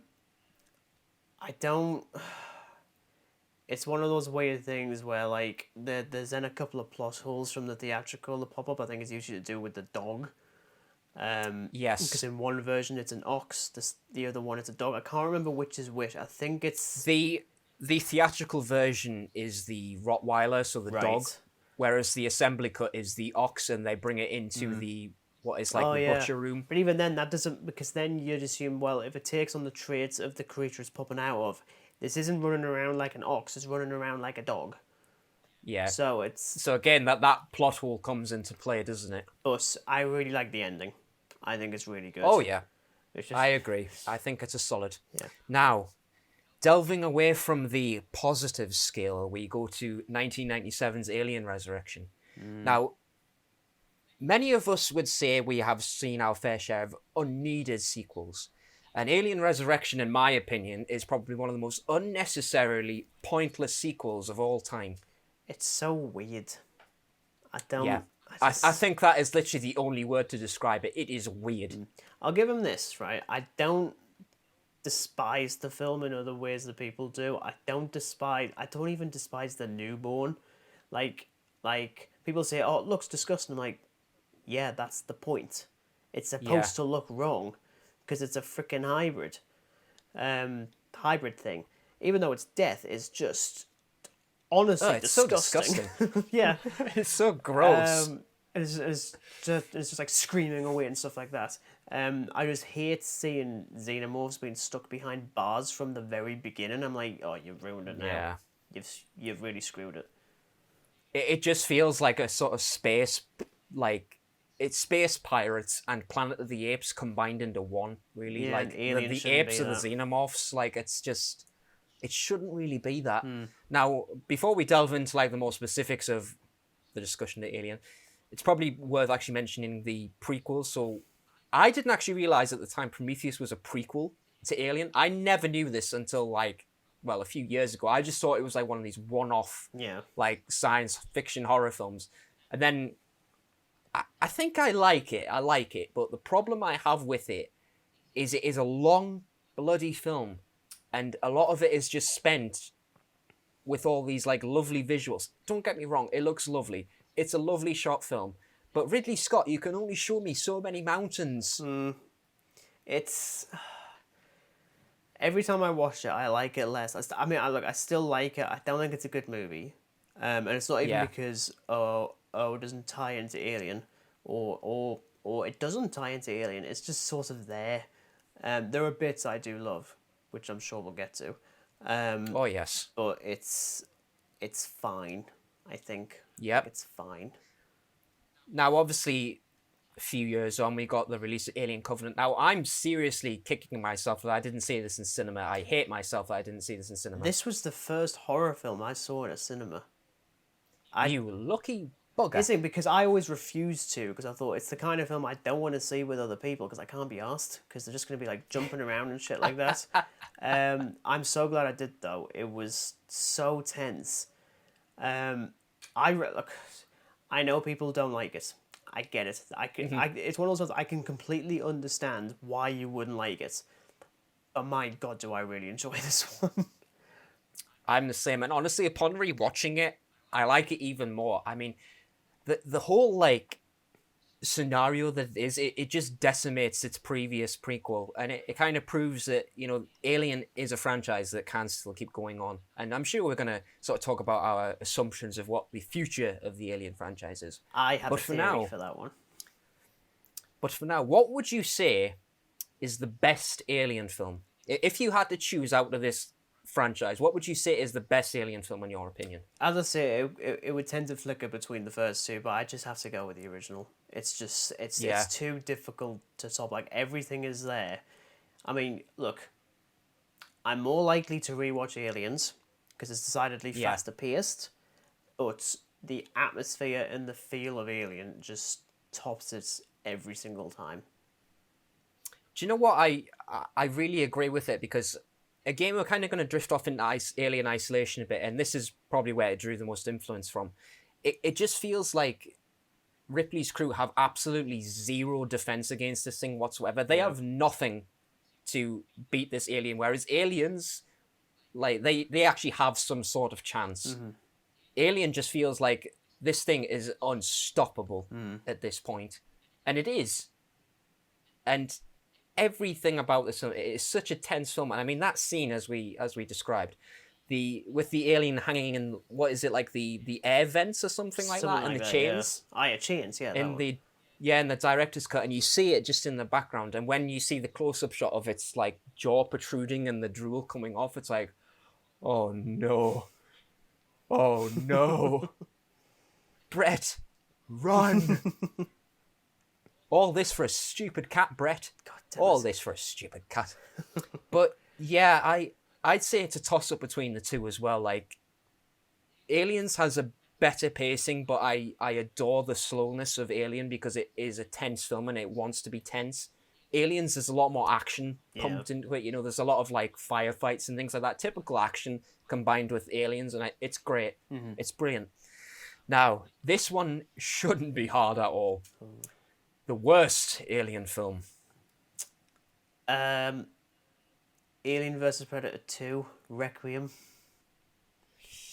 Because I can barely see it.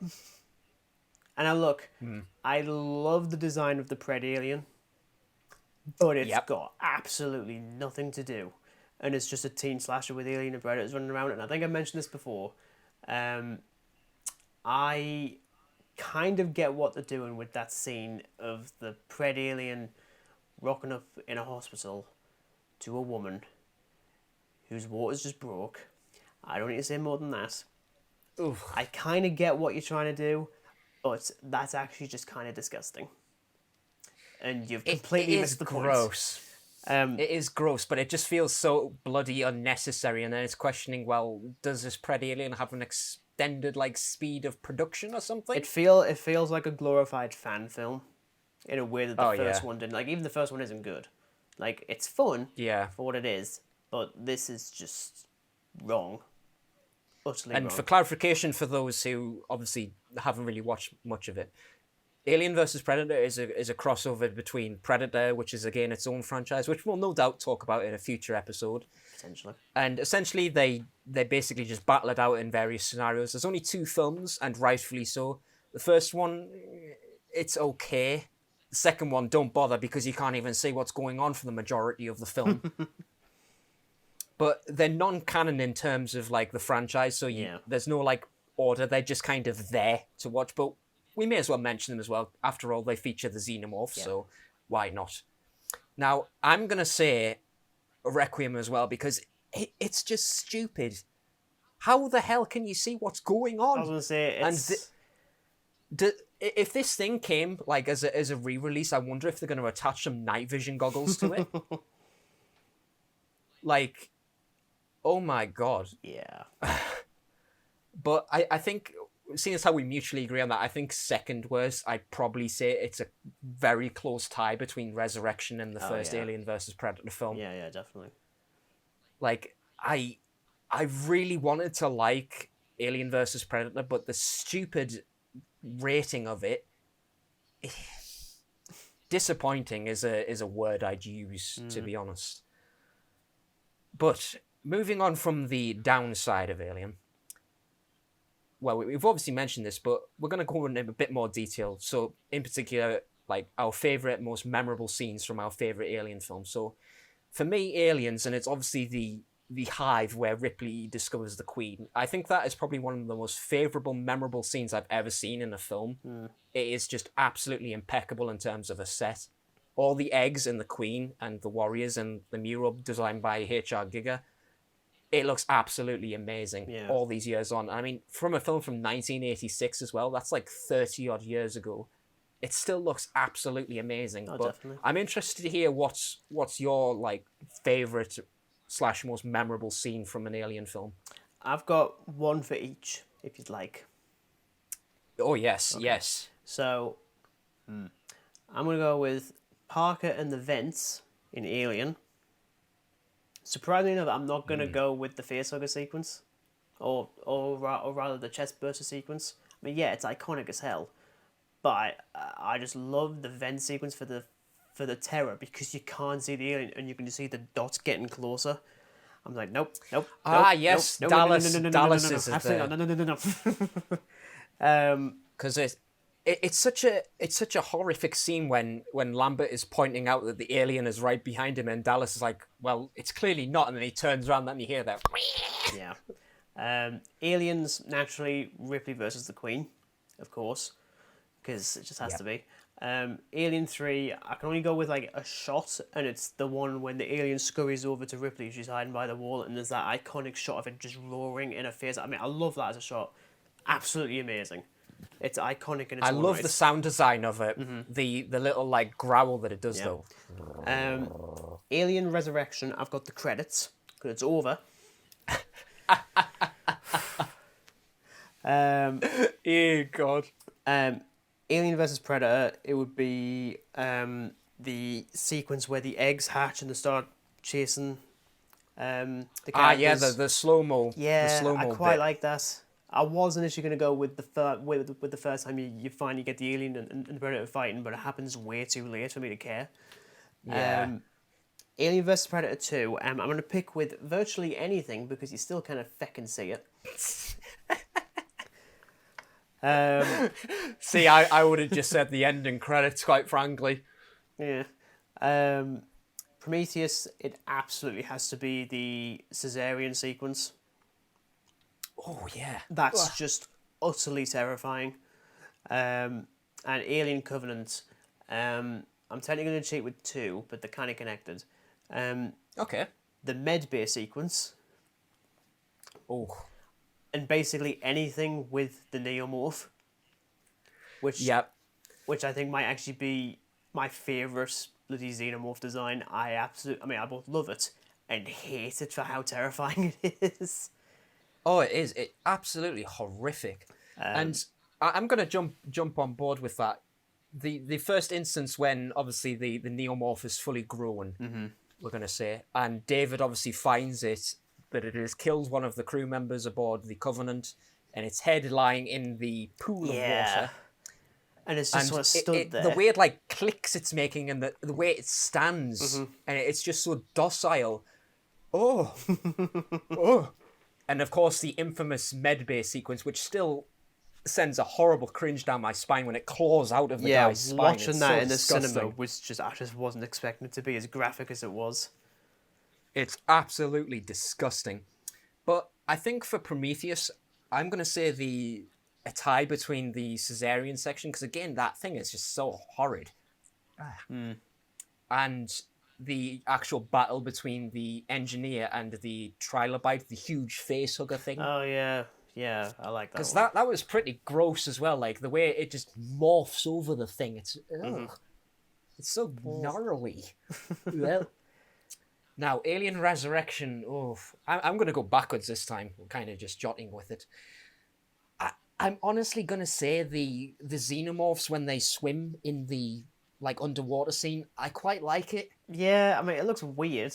I don't really It like is so swimming bizarre. xenomorphs, but it's it's pretty inventive. Yeah, I like the whole thing of the face hugger like eggs around the hatch of it as well. That's pretty cool. But aside from that, there's really nothing else good about the film at all. Nothing, absolutely nothing. With AVP, the first one, I'd probably say I'm going to agree with your shot with the face huggers and the slow mo. It's super cool. Yeah. I mean, when they launch and it's just slow-mo and you see them just gradually going towards these characters who are just utterly screwed at this point in time. And, of course, the first instance of the Xenomorph and the Predator, I can't remember which one wins, but it's essentially where the Xenomorph is marked on the dome of its head with, like, the grid from the Predator net, which is called the Grid Alien. I quite like that fight. The Grid Alien. AVP, the ending credits. Yeah. Well, for the second one anyway, the ending credits. 3, I'm going to say there were a couple of shots that I liked. Towards the end, when obviously they devise a plan to kill the alien in the lead mold thing. And the shot they use where it like scurries across the roof is like the ceiling is really cool and creative. You know, the way it just like chases down the prisoners and kills them. It's really cool. It's inventive. And of course, the shot that you mentioned with Ripley quivering in the corner and the dog alien going for a sniff, we'll say. and does the horrifically gruesome growl. Yeah. The noise, like a feral cat. Is it a dog or a cat now? We don't know. It's an ox. We don't know. It's an everything at this point. It's a cow, apparently. But did you know that Paul McCann, who played the Eighth Doctor in this film, Yeah. in Alien 3, I was expecting to he say plays that. the insane prisoner. I didn't realise upon rewatching this. I was like, as if. Yeah. God damn it. But then Damn it. you have Richard E. Grant, who was initially Clemens, who has also played Yeah. 2 versions of the Doctor, one in live action in The Curse of Fatal Death, and in 2003's Scream of the Shulker animated thing. So Yep. suddenly, but then also you have the bit of trivia that I can't actually remember if I ever mentioned, but obviously we had the Daleks were nearly designed by Ridley Scott if he rocked up at the BBC on that day, and he didn't.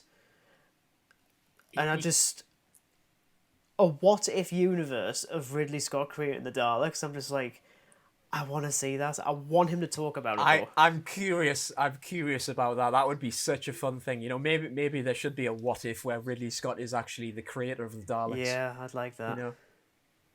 Now, the best story. Yeah, it's gonna have to go to Aliens, I think. Yeah. I mean, yeah, I Alien easily. is, obviously, like, basically a masterpiece. Well, not basically, it is a masterpiece. But Aliens, Yeah. it's just, it does the thing that I actually really appreciate, even with when Christopher Nolan did the Dark Knight films, where rather than just doing the same film, he shifted genres. So this is like science fiction action, whereas Alien is science fiction horror. And it works so well. I mean, yeah, the Xenomorphs do kind of become cannon fodder at times, but I just love the story. I think it's so good. Fantastic arcs for everyone, and it ends so hopeful. And yet it's ruined immediately in the next one. I think the thing I love about Aliens is the characters, as you say, like, excuse me, you could just cut that because there's a bit of snot in my throat. Yeah, I think with Aliens, and what I really appreciate about Cameron's work here is there is a whole cast of characters, and they actually there's a lot of them that are really developed, considering they're only side characters as well. Mm-hmm. Like Vasquez, for instance, as soon as she loses her partner Drake, she just goes on this absolute mental rampage of wanting to kill... Who is it? It's called Gorman, I think, is the lieutenant? Yeah. Yeah, Lieutenant Gorman. She just goes on a vendetta to hate him. Mm-hmm. So I'm like, this is absolutely brilliant. This is something you don't see enough. Characters that are not exactly massively important to the story, but they actually have some development to them. And of course, Sigourney Weaver as Ripley, she just becomes the absolute badass.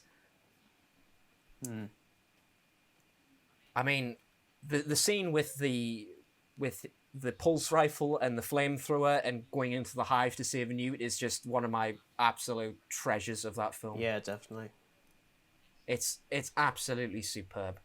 Now, I think worst story, easily Resurrection. I mean, I would say Requiem as well, but Resurrection is just so weird. Look, Requiem is good in concept in places.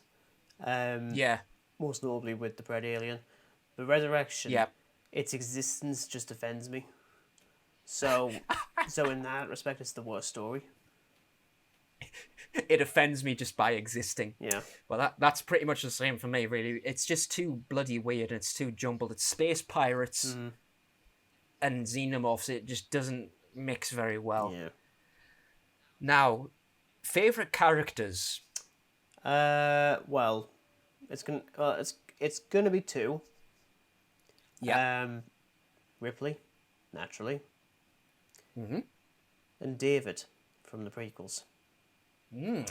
I love David as a character. I think he's so fascinating.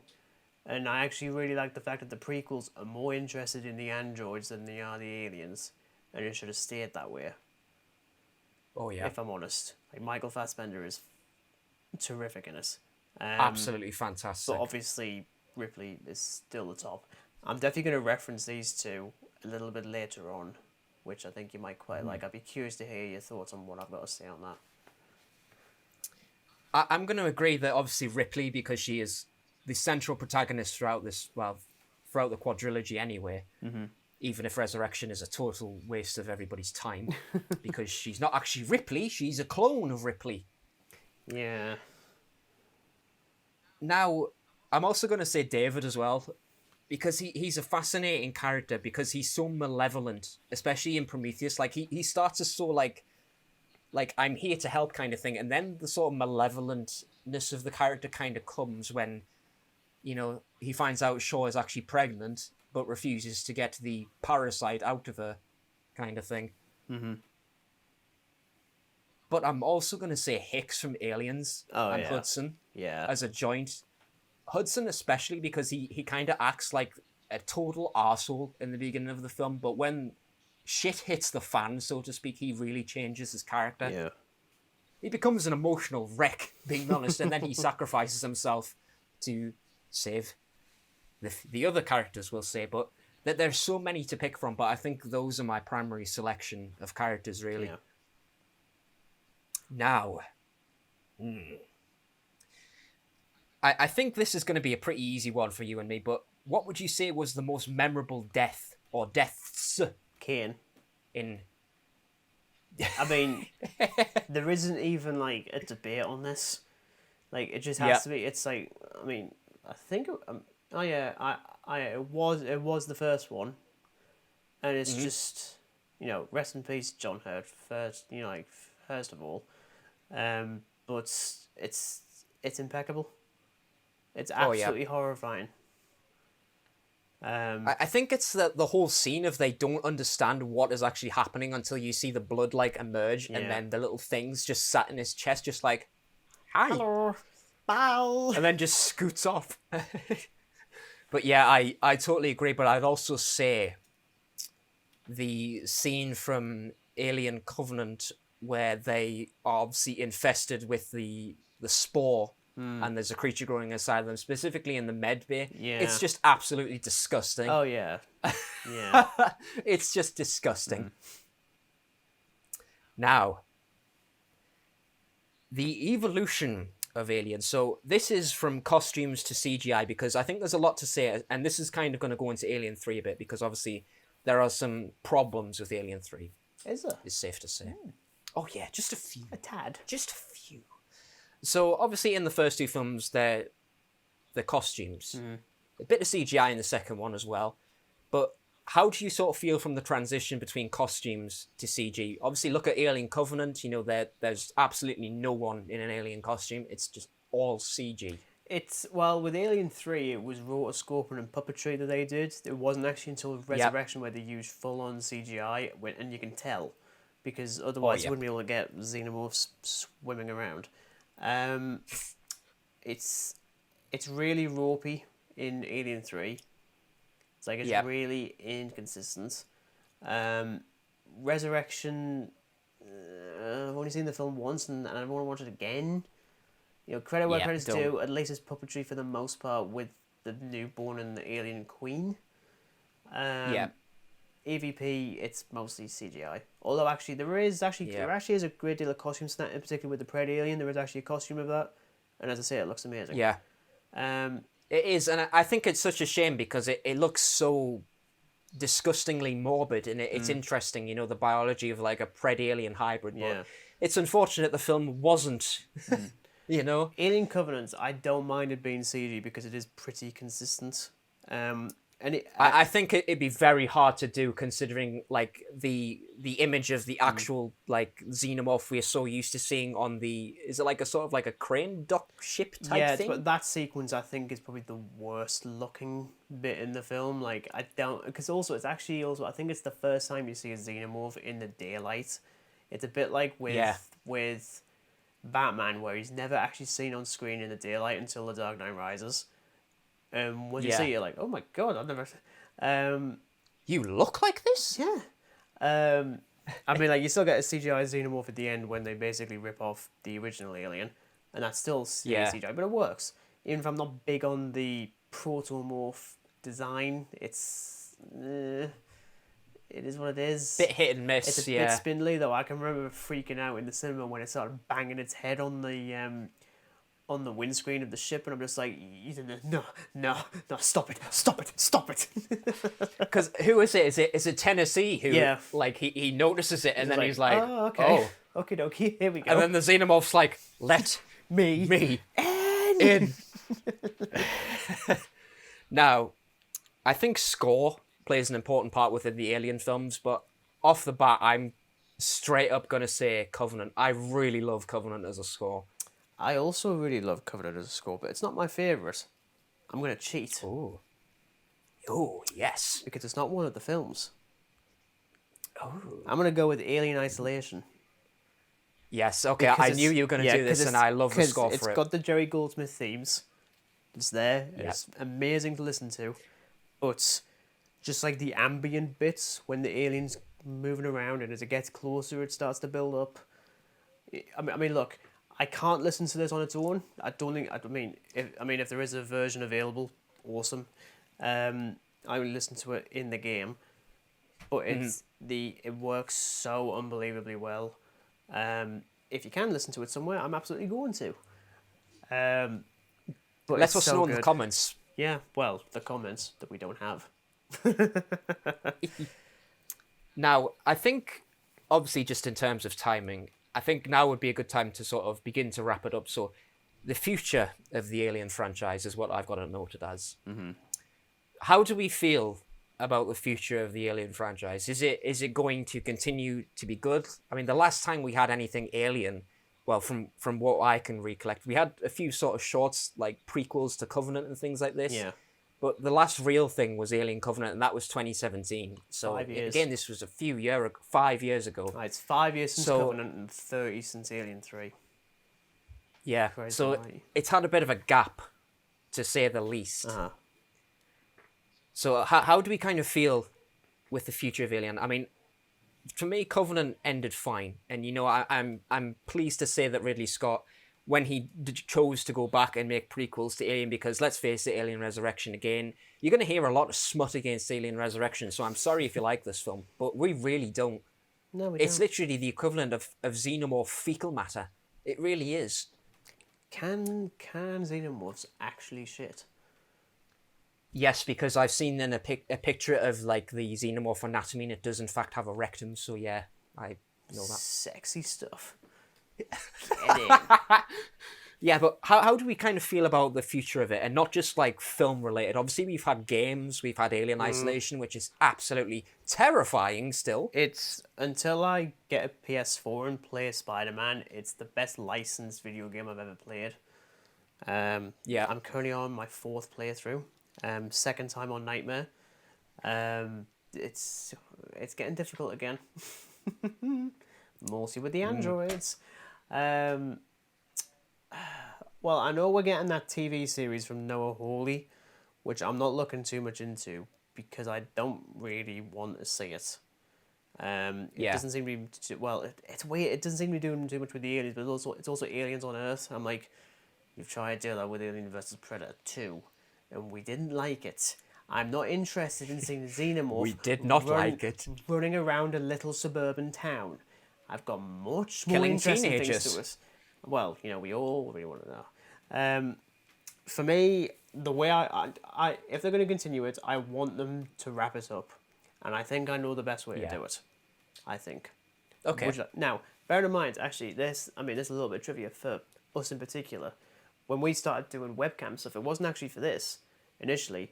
It was Dan's idea to pen a script for a future Alien film. We haven't done that for months. No, we have to go back and do that because we actually started putting together an idea where there is a crew sent to clean up the operation on LV-426 after the events of Alien. We're obviously not going to go into it because because spoilers. Yes, exactly. There's a big side of Alien, not just film, TV, games, but there's a big side of literature as well. I know you're not really massive on comics, Regan, but they have their own like series of comics as well. Yeah. I think for me, presented by Dark Horse, but now Marvel own them. So yeah.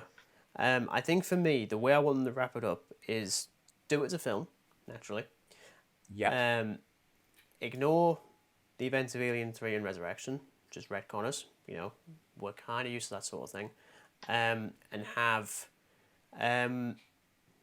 once again, have Ripley Newton Hicks, I think, Michael Bean's still kicking around.